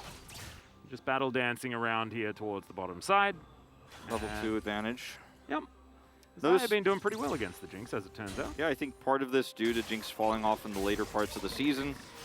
Morgan has a bit of a drink here as the Debonair Gragas. He is absolutely a gentleman. Well, Jinx in the later part of the season not doing as well. As this is more historical matchup. I tell a lie, it's not Debonair. He does look very Debonair. No, he's Debonair. Maybe that's not called that, but like he absolutely is. Yeah, no, you're 100% correct. It's a bit of a throwback. We haven't seen this skin for a really long time, and I'm a big fan of it. Definitely has some good voice lines as well. So going back to the Jinx topic, like this is the relevant part of this. Zaya is winning a lot right now, and Jinx is not. No, 0-11 in the last 11 games. 4 of those being Samdi, but look, there are players such as Dokdam himself, Deft, Ruler, and Aiming. Like basically all of our top 80 carries are in this pool. Gumayushi as well, of course. So, yep. Yeah, it's definitely not been doing the best. Let's see whether Dokdam is going to have a better time. Back to come through here for Birdall as he shoved that wave in. And now we're looking for a bit of a dive. In goes Delight now, but the Grand Entrance is going to be there to answer. Absolutely fantastically done, but they're still going to be able to lock down the kill. Birdall picking up the return, though, as the jungler is going to fall down, as now Delight is trying to execute himself, or at least go for a potential back. I think that might be greedy, as yes, he does definitely need to execute, as Kellen flashes to get the kill, and that's 300 gold for a flash. I guess he'll take it. Yeah, I mean, he'll definitely take it, but nice idea there for Delight. I think he couldn't have executed faster because it takes, I believe, 13 seconds total for that to actually trigger, so it just didn't have enough time to dive faster. If he died faster, it would have given kill over to somebody else. I think the Camille in this case. You know, if you want to dive with Jinx like that, pick a different jungle champion. As unfortunately, Xin Chao is not going to be able to stop something like what we just see from Kellen here. Who's just like, Grand Entrance is just perfect. He just says no. And, you know, we've seen a lot of Hecarim dives work out better than this. We've seen the Volibear dives work out better than this. It's a lot easier to pull it off. But it was just a really nice play. Yeah, as Kellen's like, I'm looking for him. Couple. Flashing for it. And grabs that one there in the end. Yep. Good flash, he says. Is that's another kill going over to the side of Damwon Kia. No, you'd be very happy with that one. Of course, Dokdam not actually able to get any sort of assist on that one, and now also not going to have his life for the next little while as Kellen's trying to get over here. Delight once again taking some turret damage from the inner turret on the bottom side, but this time he's able to walk away, and Fred Brion, they double down, and they will be rewarded. Okay, so this is starting to look a lot more interesting now, because now you've got a kill on the Zaya. You know, Corki is still controlling mid-prio. Things are looking up in terms of where they stand right now, because after that last exchange, you're like, oh, okay, well, this isn't looking so great. You know, you're not able to trade this into an advantage. you know, you're not able to deny a lot of CS, when in fact that second wraparound pushes Duckdom out entirely. They get a second kill on him. So first one was okay. It was a trade down and goal, but you denied some farm. The second one, you get everything you want because you kill Duckdom here at level 4. He's already, you know, missing minions right now, and then they collapse on him and kill him. This one, to a certain extent, is kind of on Canyon. He's just not here to escort him back to lane, and this can happen to you. And Frederick Brion played a long con game. Yeah. Canyon now tidying up his top side of the map. Looking for some shellfish here. As you can see, Bertle making his way into the enemy jungle. 86.7% win rate. This is why we talk about Showmaker and him getting Twisted Fate as definitely a huge downside to anyone drafting against Damwon Kia, because he doesn't lose a whole lot on this champion. Not in this season, and of course not in seasons past as well. And Damwon Kia feeling like they have so much confidence as well, with 2 games already under their belt in this best of 5. And now comfort to boot on top of it. Bertle as well, I mean, he debuted on Gen G as, I believe, the Camille. Well, actually, no, it was his Aurelia first, but also went to the Camille very quickly after that. He's very known for it, and it's a combo that works extremely well with the Twisted Fate in terms of shutting down so many lanes. Not going to be as easy to pull off, obviously, against one of the best weak side champions in the meta, the Gragas, but still.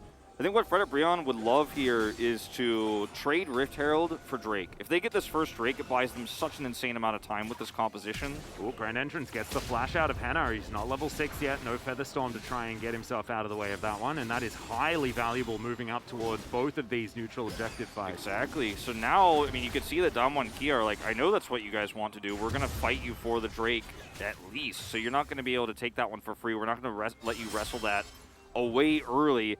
And we're not going to go for setting up on the Rift Herald early here either. We just want to make sure that you don't actually put a timer on this game for us with that Drake. So really love the priority that Damwon Kia show around this early game, around what the win conditions are for Frederick Brion, and how to make it a lot more difficult for them to take something like an early Drake and sit back and go, yeah, well, we weren't even planning on fighting for the Rift Herald. We'll just defend instead. Yeah. Bertle as well, just getting some free time with this top lane minion wave, evening out all of that CS. He went back to lane with the red buff, which was pretty handy for the Camille, and has since been able to even things out despite taking a bit of an excursion towards the bottom side. So the Camille very happy with how the game's going. Canyon now as well. Spending time on a date with Shelly. Yep. And no one's gonna gate crash or anything like that. Frederick Brion don't have the ability to come over here and deny this, nor are they starting the Drake. At least Hannah will grab 2 plates in exchange. You know, the 2-plate trade that we see so often, but is it enough is the real question. You know, he's going to be able to, with this next wave, grab the second one, you would imagine, as it's very close to going down. But I think if they don't get the Drake here, then Damwon Kia are like, cool, no, that's fine. You can get the 2 plates in exchange because we're going to get the gold where we want it. And that could be anywhere. It could be on the Twisted Fate, could be on the Camille, who has a nice lead up on the top side.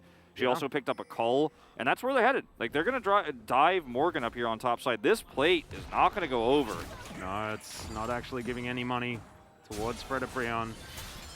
Definitely bad news. Tactical Sweep comes on through. Destiny Gate available here for Showmaker. Morgan, let's see how good your casking is. Yeah, I'm sensing a dive. I think Morgan is too, as Umpty's moving down towards the bottom side. He's thinking about trying to fight Duckdom here, who does have the safety of his turret. But it looks like we're not committing to any dives right now, as there is a back coming through from Kellen as well. He's looking to rejoin Duckdom there on the bottom side. And Umpty's going to start up the Drake like you were talking about. Good vision available here from Frederick Brion. They should be able to get this. Took a huge rotation up from Damwon Kia to make Umpty feel comfortable enough to actually take this one away. But the end result is still the same. He will get this really critical objective for Frederick Brion, which helps him slow the game down. Really nice reaction from Lava, of course, as well, to react to the move forward that Bertle had. They knew Showmaker was out of lane, and they just grouped up fast enough to where Damwon Kia was like, it's Gragas, like, too risky. A lot of other champions, you dive there, the Gragas plus the rotating up Corki. Better safe than sorry. I agree. I think it was a good play from Damwon. Still looking to try and extend their lead, though. You can see it's only 100 or something like that right now. Lead for Henna here with his 1 extra kill, and decent CS advantage as well, as Duckdom has largely been playing weak side on this Jinx. But Damwon, like, I don't think they need the Jinx to get super ahead or anything like that. He's largely going to be catching waves in the 3 when they're playing out a 1-3-1 composition that Damwon has been known for many years with the Camille and the Twisted Fate. Yes, the nameplate on the top side of the map is different, but the gameplay should remain relatively similar. Yeah, we've seen Nuguri and Khan, through the eras actually play this with Showmaker's Twisted Fate. Yep. Umpty not close enough to actually punish what was a very greedy setup here for Showmaker. Well, there's a flash forward from Canyon. Henna taking a lot of damage. The Featherstorm comes down. Decent Blade Caller is going to snare up Canyon, but the Destiny will come in, and the Destiny for Henna is Death Chamber. Yeah, look at his flash cooldown. He's so close to having that one back up, but it's not ready yet, and timing for this works out so perfectly for Showmaker. Really nice engage there by Duckdom, and the follow-up is there. Yeah. And that's another kill going over to Damwon Kia in this early game, but it's also critically going to be Jinx picking up all of the plate gold. And this is what I was talking about. The Rift Herald is going to allow you to control the pace of whichever champion you want, the Camille or the Jinx. In a situation like this, you kill the 80 carry and you get way more than you bargained for. This is such a fantastic lead now that the Jinx is going to pick up in terms of plate gold. Yeah, and I was just talking about this, the fact that it was a very small gold lead. Well, now it's 1.5k, and Damwon Kia have opened up the map there on that bottom side. Means that now they can put all their champions where they would like to, focus down specific plates if they want to as well, with the remaining 2 minutes of plate uptime. As we're going to check this one out one more time. Yeah, it's just I love the commitment from Canyon. Duckdom was almost not ready. He's like, well, hold on, I got to kill these range minions, man. And then he gets Destiny gated on as his flash is just a little bit far away. I love that Showmaker as well gives Duckdom like a chance to hit his Super Mega Death Rocket, and then he's like, all right, well, I guess I'll just come in and secure this. Yeah. That one's going to land, and Bertel is just going to pick up the kill onto Morgan. Gragas just being put down, and this game is starting to fall apart for Predabrion. Things really out of control now. You've got a Camille who has 2 kills early.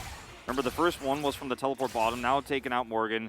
Has a call finishing and 17 more minions. Is going to get, plates up here on the top side of the map as well. As gives some to Duckdom. This is just the Duckdom way to get plates on 2 turrets.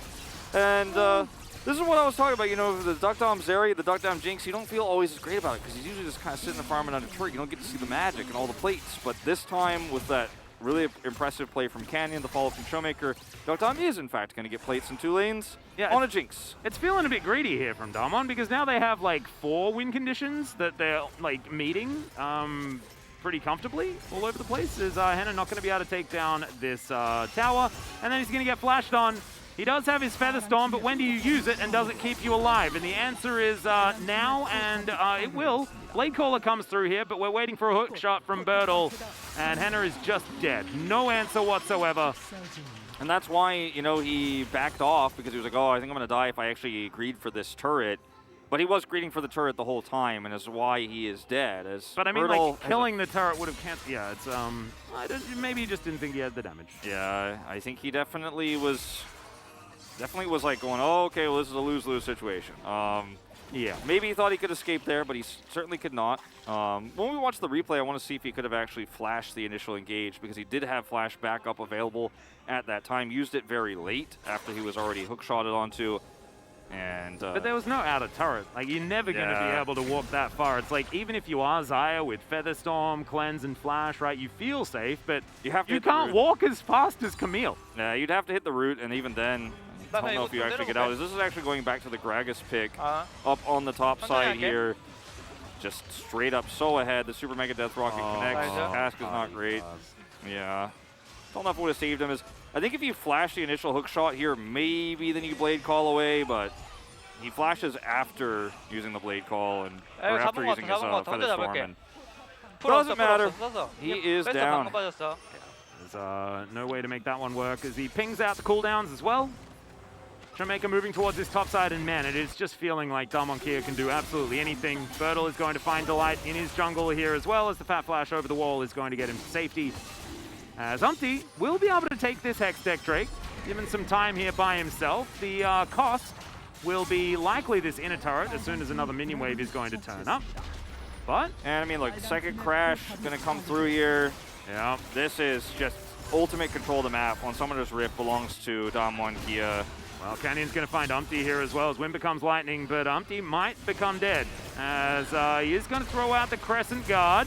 Good knock-up, and that is going to mean that the Viego locks down that kill. Now the resets come in as he gets to be whichever champion he would like to be. Decent package there as well for Lava, though, as they lock down the Twisted Fate. Morgan, very, very low, but Canyon's taking matters into his own hands. That's a triple kill already.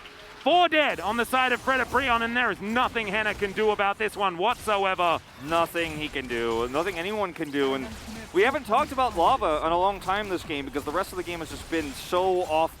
I mean, it's so out of control, the lead that Damwon Kia has right now. It doesn't matter, like, the scaling argument for Lava. Like, he's sitting there with 1 kill, and he was at 0 deaths, is like stacking his tier, he got his code completed, and he's just like, I'm just trying to get money, I'm just trying to be that late game win condition. Yeah. But he cannot ever be anywhere on the map now. Like, the entire map is a no man's land. And so, you know, Lava isn't going to be an issue later on, as once again, this is just Canyon finding Umpty. Then they have the follow-up. They have so much map control that Kellen can just come over here. It's a nice crescent guard, but it's just not enough. The Delight is trying to miracle save this for when Lava packages in. It's just not enough. Yes, Showmaker goes down, no, but like... Morgan throws the cask and an already dead Showmaker, as Showmaker again is just baiting out every single ability from Frederick Breon. Yeah, I mean, if he uses that to try to control the choke instead, maybe more people get out alive, but I think Frederick Breon have lost control of their like mentality and their morale in this series now. Oh no. Yeah, Damwon, they are going to find Morgan once again, and yeah, not a whole lot of options. As Canyon is going to turn into Morgan and now look to use some Gragasness to get around the rest of this map. And Frederick Breon are just desperately trying to hold on. But Damwon Kia just have way too many tools. Decent Solar Flare there as they're going to try and dive in on top, but it's a great stun onto Umpty. Immediately he's going to go down. Canyon locks up that kill. That big one did a lot of damage to multiple members of Damwon Kia, but Frederick Breon have no follow-up. They're just so far behind. 6,000 gold is a huge margin here at 17.5 minutes. Yeah, and it's a margin that you're not expecting to find yourself in if you're trying to run this Corki comp. If you're trying to actually play out to, you know, the late game power that is the poke that the Corki has, you need to be sitting at like 2,000 gold behind at worst case scenario, you know, in a situation like this, so you can actually then, you know, press the R button later on and win the game.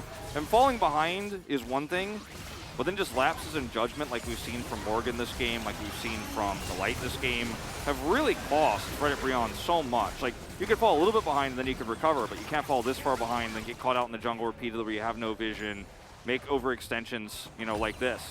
These are the moments where Damwon Kia just start to lock you out of the game because you're greedy, because you're like, oh, I just want to farm, I just want to wait till the late game, and Bertle says, no, I will punish you. Yeah, I think that was a pick that happened during the replay. Yes. Yeah, so comfortable there from Bertle. As you can see, Divine Sundera has already been put together. Looks like Death Dance should be coming in pretty soon as well. Showmaker tidying up minions here towards the top side, and Damwon just so many options, so many avenues to success here in this game. They are burdened with too many choices in how to win the game. They're winning so hard. Yeah. When your 1-3-1 comp can group up and win 5v5s, that's when you know that things are going pretty well. And I think we can all agree that the performance we saw from Frederick Breon in Game 1 and the performances here now are not the same. Morgan, yeah, he's going to have to throw out another ultimate, but this time it's going to go back to Narnia. Narnia full of barrels right now, as it turns out, as Dokdam looks for the ulti, and he'll find it, as Canyon is a benevolent jungler, gives away the kill to his Jinx. Yeah, I mean, these are just further symptoms of a team that has lost its momentum, and the fight that we saw from Frederick Breon to get here and to beat Damwon Kia in that best of 3, and the performance we saw from the general, the kicks we saw, and how many risks they took and how fearlessly they played, you can't feel it here in this third game. But still trying to get some damage down onto Canyon, who does take a fair bit of it. Of course, the bleed that you pick up for your Death Stance was a demonstration of the fact that Corki does have a fair bit of damage now that those two items have been put together. Yeah.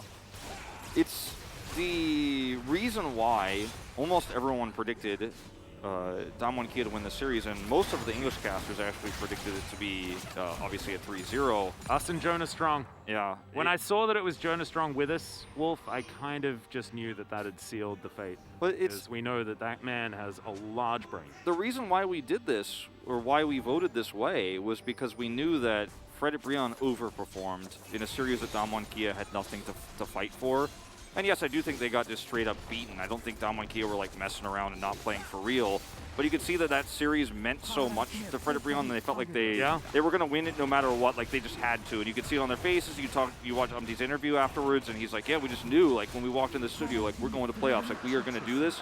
And tonight, in game 1, you could have said the same thing about their energy, but in games 2 and 3, not even close. Oh no. Umti's back's going to get stopped here as Showmaker wanting to lock in the gold card, and he will do so. Decent play around some fog of war here as he's going to get slowed down. The Ignite comes in here, and Umti, he doesn't have the Crescent Guard for that long, but the nerf doesn't even mean anything because he was already way overextended. Good back stopped there by Showmaker. Jungler is now dead. It's 21 minutes into the game, but I think that Damwon Kia might just be able to take a Baron. I think they definitely can. No jungler for the side of Fred Brion. No vision control. Kellen freely disabling wards here by himself as a Rakan. I think that just says the state of things. That package is going to be so late. They're going to teleport for it. Yep, Kellen wrapping around here. He has the quickness available. Lava tries to get in, and it is going to be Canyon locking this one down. Delight is so low, but Kellen as well. I mean, Lava does a lot of damage here as that rocket does get out the grand exit. And now Bertel diving on in. Doctor's going to lock down that kill. He gets excited now as Hannah. Don't know about that positioning as Damwon Kia just rolling over the top of Fred Brion. The Lord will be taken down as well as Umti unable to get into this fight whatsoever. Damwon Kia, this is an absolute shellacking in game 3. Yeah, we're at 11,000 gold the lead now for Damwon Kia. I only have one Drake in their pocket, but I don't think they're too worried about that as Birdall is going to push down this lane alone for free, taking away blue buffs, taking away vision on the bottom side of the map here for Damwon Kia. As a regular season game that Fred Brion won gave a lot of people hope, and the way that they did it, the utmost confidence, as we're going back to this replay, the utmost confidence in which Umti defeated Canyon in particular, who's leader in Pog points, I think gave a lot of fans hope that maybe this series tonight could be a second back-to-back miracle, but it just isn't to be tonight. Damwon Kia are by far the better team. The expected result from that last match, remember, no one really thought Fred Brion was going to beat them in the regular season to actually get here, but that expectation extends now to the playoffs. Yeah, Bertel now able to throw down a really nice Hextech ultimatum, and honestly, this is just Wallets being way too heavy. That's why Wolf decided that he was going to ignore the majority of the replay, because honestly, it's the right call. It's just, the game was over a little bit before this moment. The Baron felt like just an avenue to finish this one off, as Showmaker is going to get what he always wants, which is an early trip home. He's looking to try and get them there as 12,000 gold. His lead here in this game was not close. Damwon Kia in playoffs looking very different to what we saw in the regular season. Just looking to be the stronger team and being a team that's confident and has prepared to use old drafting styles to win this series through superior mechanics. Don't think we'll see the same drafting style in the next round here for Damwon Kia, depending on where they go. Well, here's a demonstration of the 1-3-1 here, Wolf. Yes, look at that. Fantastic. There we go. It's another win condition now on display. Didn't think that they'd have an opportunity to exhibit it. Don't worry, Jonas Strong was always going to show us. I think we got the big zoom. Thank goodness for that. As Bertel can have some free time here with the bottom inhibitor. And Fred Brion are just being stretched way too thin. There's absolutely nothing they can do. Even this siege minion in the mid lane, he was splitting on his own as well. Even the minions have been trained in order to make this one work. As Damwon pushing in, they want to end it. Turrets remain. They want to end it right here, right now, and they absolutely can. All they need is a good engage from Birdall or Showmaker, or both. Yeah, and they also can just wait for Fred Brion, right? They can just pull them around their own base and wait for these super minions to start heading on forward. The onus is not on Damwon Kia to start this one up, because they can wait for their army to join them. Yep. This inhibitor, the last one remaining on the top side of the map, and it is just going to fall down in a matter of time. Doctorm here with the rocket launcher out. Just outranges everyone on the side of Fred Brion. Except for Lava, I guess, but if these rockets aren't going to land, and you can see he's running out of ammo completely. Fred Brion just running out of options here. They certainly are, as the super minions are now crashing into the bottom entrance of the base. Fred Brion defend for now. They stave off the pressure. The Nexus and Nexus turrets still stand. But Damwon Kia can reset, purchase some items. I was going to say well-needed items, but I don't think they really need them at this stage. Boris is like, wow, guys. I mean, you have to... Oh. Yeah. Yeah. I love the observing. It's like we're all on the same page. Like, it's Boris like, is like, do you guys even really need that? Like, I mean, Boris is buying a new car. Yeah. Like, it's just so much money being spent. He's like, I think you guys have a problem. You guys are buying all of these books and hourglasses. Where are you keeping all that? Yeah, and he's like, where did you get all of this money so quickly? Like, which bank did you rob? Like, should I be worried that this check is going to bounce? Like, what's happening, guys? He's going to be notifying the authorities. Yeah, no, I think so. I think so. Showmaker's hands off the keyboard here, and the waves crash through. Oh, God. Reddit Breon are, that's a large Camille. And it's even the funny part of this too is Lava's 150 gold behind or ahead, excuse me, but he's not going to be relevant because the rest of his team can't support him. Yeah, Grand Entrance is going to land onto the Leona. Kellen, of course, has the best item in the game as Umpty is going to push him over the wall. Kellen says thanks. And Umpty now going to run out. That is going to be a hookshot death. Picked up here for Birdle, and now Fred Brown with only 4 members underneath this turret. Delight very, very low as well. There's the flash forward. Canyon immediately Heartbreakers to get himself back out again. As the Rakan is going to die, the Blade Caller did do a fair bit of damage there, but the Nexus turrets are going to suffer the same fate. Morgan trying desperately to help the rest of his team, but Henner is just going to die. The package was delivered, but the Corki is going to get sent back to the shop, and the Nexus is now going to get taken down. Damwon Kia. I wanted to avoid saying this, but it's a statement match in the first playoff here. Damwon Kia are here to win the playoffs, and they have started off strong. And not every story has a happy ending. Not every story has the underdogs winning. This is not your childhood fantasy, Frederick Bruin fans. This is not a Disney movie. This is not an anime. This is real life. Not an anime. This is a real life. And you know what? At the end, maybe, depending on perspective, some people watching this, their heroes are Showmaker and Canyon. But for the Frederick Brion fans, tonight they got destroyed. They got absolutely obliterated by a team who is the stronger team, a team who has shown consistently outside of one best of 3 this season that they are the stronger team. And yes, Frederick Brion have such a close record against Damwon Kia. It was showcased on the pre-show. Damwon Kia has tripped up against this team in regular season time and time and time again when it didn't matter. But when it matters most, they do not stutter, they do not stumble, they do not mess up their early game, and they dominated from start to finish games 1 and 2 and 3. And in games 2 and 3, Frederick Brion looked like a husk, a shadow of their game 1 selves, which was even a shadow of what we saw in that final regular season match. This match, we were hopeful. We thought maybe we were going to see a little bit more of that Umpty magic, but it looks like the bottle has run dry. It has a little bit. Huge congratulations here to Damwon Kia. Really silencing a lot of doubters as far as their power level against Frederick Brion was concerned. The next test will be a lot larger, up against either T1 or Gen G. Likely to be Damwon versus Gen G, you'd say, as T1 get first choice. As to who is going to be meeting them. Of course, tomorrow, Kwangdong Freaks taking on DRX, and the victor there will be the other choice and likely to be facing off, I would say after this performance, likely to be facing off against T1. That's right. That is definitely the expectation. Unless we see something completely crazy tomorrow, and like it's something really terrifying. And I want to go back to talking about Frederick Brown here just for a moment. Yes, this was a swift 3-0 for Damwon Kia, but Frederick Brown fans, keep your heads held high. Last year, it was 10th place and 9th place. This year, 6th place. The improvement is massive. This was their first playoff game ever as this organization. Umpty had never been to playoffs. Lava had never been to playoffs. It's absolutely crazy to think about.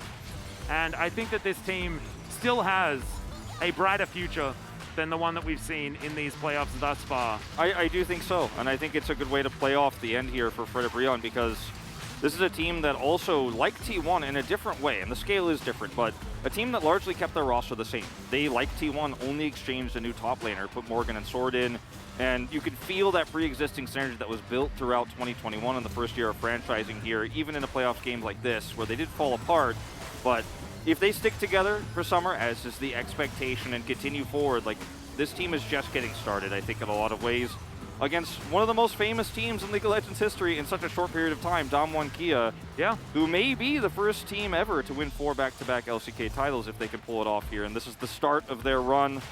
And also for Frederic Brion fans as well, I think they made it through so much adversity. I mean, they beat Damwon Kia when it mattered most in the regular season. They lost their roster. They had to forfeit a match. And they still showed up here big in Game 1. You know, Games 2 and 3, not as much. But I think Frederic Brion fans, you know, take your W's where you can get them for now. No, wait for absolutely. next season. Absolutely. Summer is a whole new season, right? And it is another opportunity for Frederic Brion to make it back to the playoffs, this time with a little bit more experience under their belt. More of that synergy built up as we have a listen to Damwon Kia as they win their first playoff match, spring 2022. 코르키 스턴거에서 걸어줄게. 나 거리 조절해야 돼. Going for Porky. 신난다 한 번만, 신난다 한 번만. 오지게 빨렸고. It really does feel like another day at the office. It really does. Just completely calm comms here. 제발. Please. Wants to kill so badly. 끝났어. This is risky, but it's over. It's over though, it doesn't matter, they say. And look at all the minions here. I think if everybody gets wiped on Damwon Kia, the minions probably still in the game. Yeah. Yeah, they were so far ahead. 26 minutes, more like 27 minutes, I guess. And the gold graph certainly getting to pretty ridiculous levels extraordinarily quickly. I think we had an evolution Atlas of Birdall throughout this series as well. Like, he started off a little bit shaky in the first game. Second game, much better. Third game, he dominated. Might even pick up POG here. And I think that's really important because he actually needs that growth in a best of 3 like this because the next opponent, Genji, he's beaten them once before, but this time it's going to be in the semifinals. This time it might be him getting his very first finals if he could pull it off. No, absolutely right. And I think that this is just the beginning for Damwon Kia as far as their trip towards the rest of the playoffs. Things are going to get much more difficult from here on out. But to take us through this series, let's throw it back to Valdez and Chronicler on the desk or the carpet space.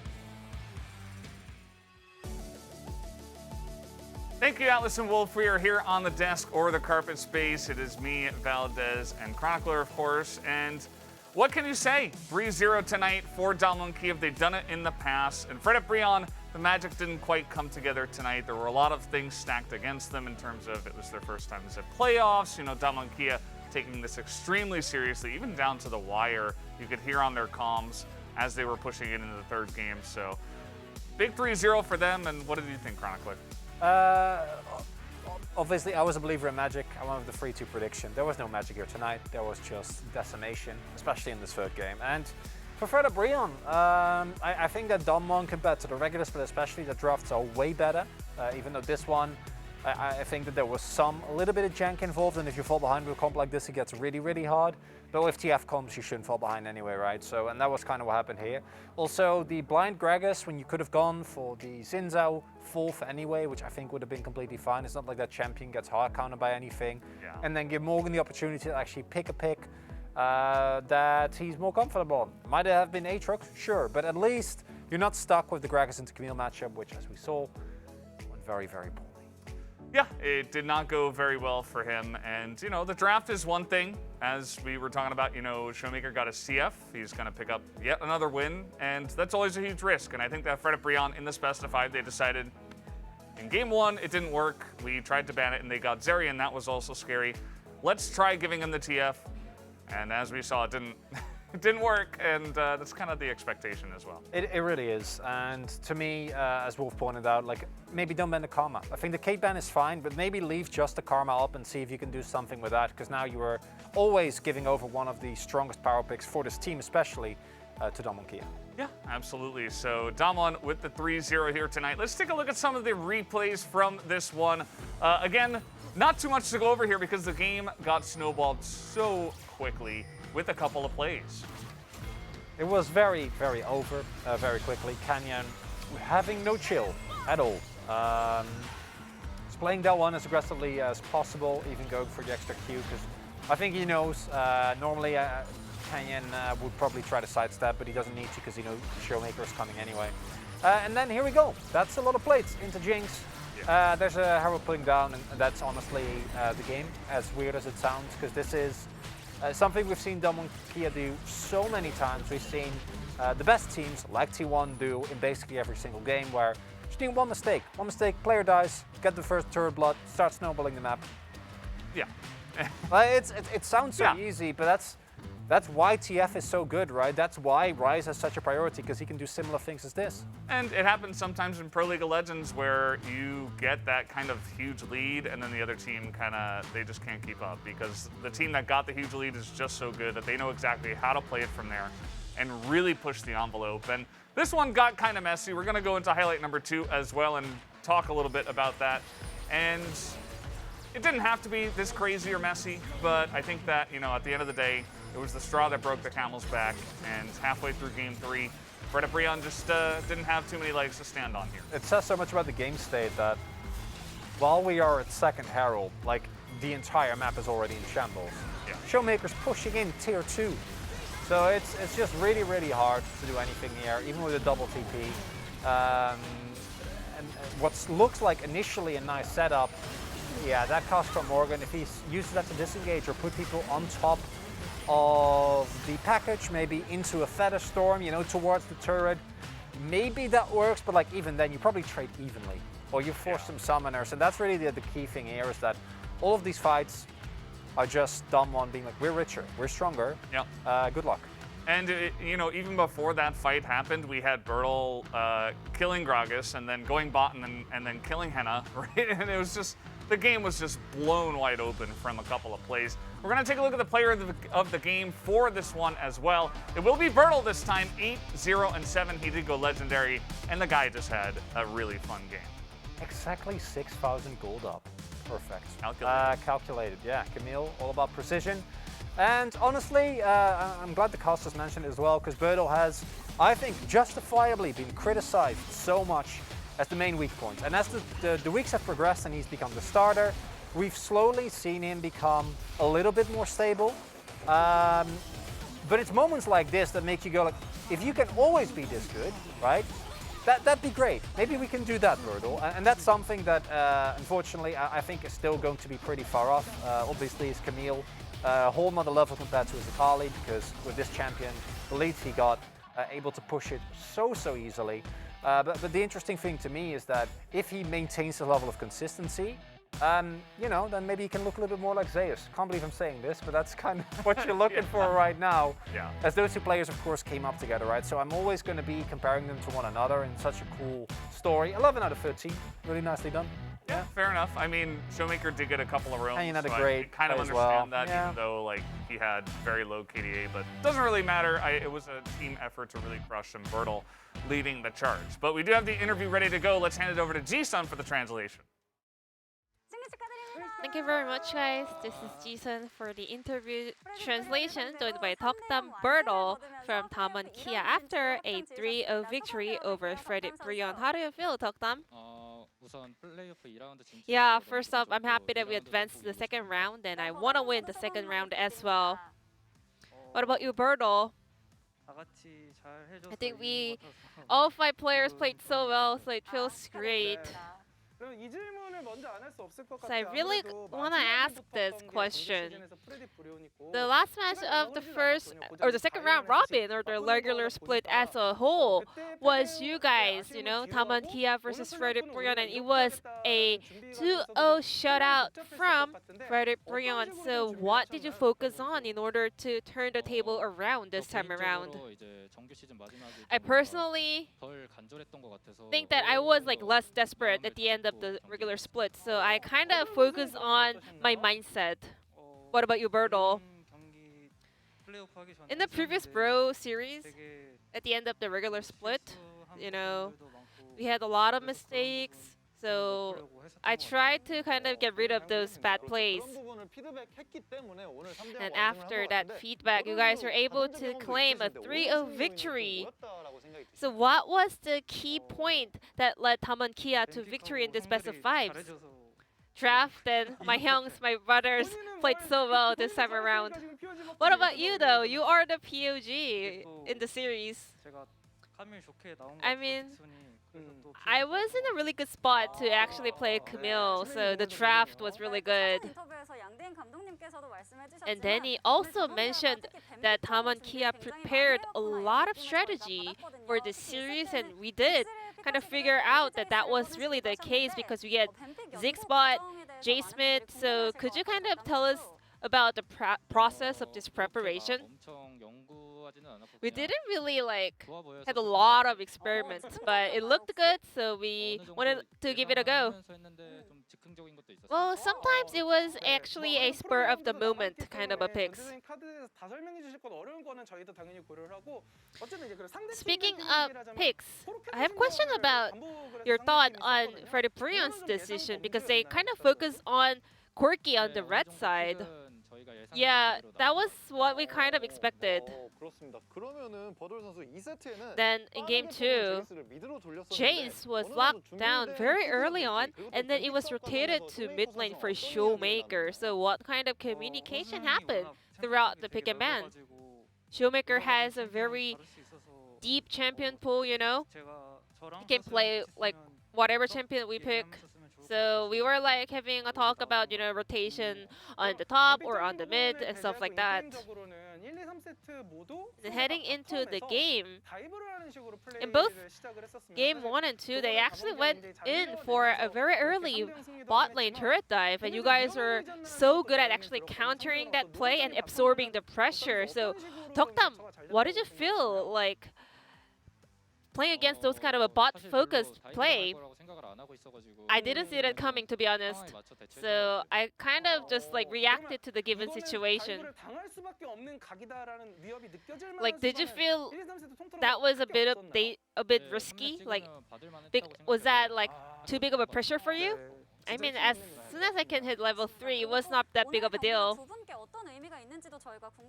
And I'm curious to find out what this series means to you, because Toktam, especially, you won POG back-to-back in this best of 5 series. I think this is the reward of me losing all the POGs in the regular split. What about you, Bertle? Well, this is like my first or second best of 5, and this is gonna be a great experience for me, so it feels great. In playoffs, POG might mean something more compared to regular split POG, Bertle and Toktam. And Bertle, I heard that you don't like your nickname Bitdor, but you like the 벽돌 one and 짱돌 one, the cute ones. I mean, yeah, 벽돌, the brick wall one, is the best so far. I want to say thank you to the fans. What about Bitdor? It means like the light itself. Do you hate it? And that was the answer from Bertle. Just aw. Let's move on. Toktam. Game 3, you played Jinx, a champion that was on an 11-game losing streak. These days, this pick was neither picked nor banned so far. I don't think Jinx is bad right now. As long as you can play her in the right kind of situation, she's still very powerful. And you will play against either T1 or Genji in the second round of playoffs. Which one do you prefer? I want to play against Genji. Why is that? Because I've got just like swept by Peanut back-to-back this split, so I want my revenge. What about you, Bertle? Which one do you prefer? Who do you want to meet the most, T1 or Genji? They both are really strong, so I think we really have to prepare hard, whoever we're going to face against. And lastly, what is your resolution for this playoffs? Whether it's going to be T1 or Genji, they're going to be a very strong opponent, so we're going to do our best in order to get another victory. And this will be the end of the interview from Toktam Bertle. Back to the carpet space. Thank you.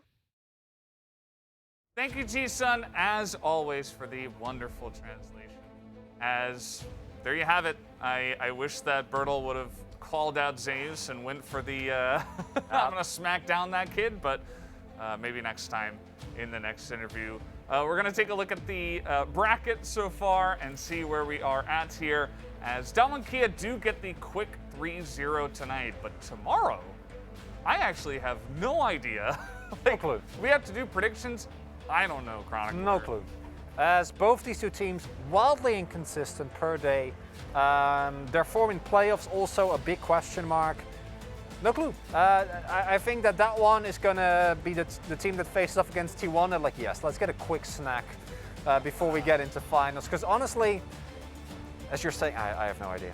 Yeah, and because of that, you know, Damonkia looking a little bit more consistent than those two teams. Probably T1 would not select them, but who knows? Who knows what'll happen? We don't know what'll happen tomorrow, so maybe it'll be an awesome series, and I hope you guys do join us for that as well. Will be me and Chronicler Cass on that one, and Atlas and Wolf on the carpet space as well. But that's going to do it for us here tonight. Thank you once again for watching, and join us tomorrow for more of the LCK playoffs.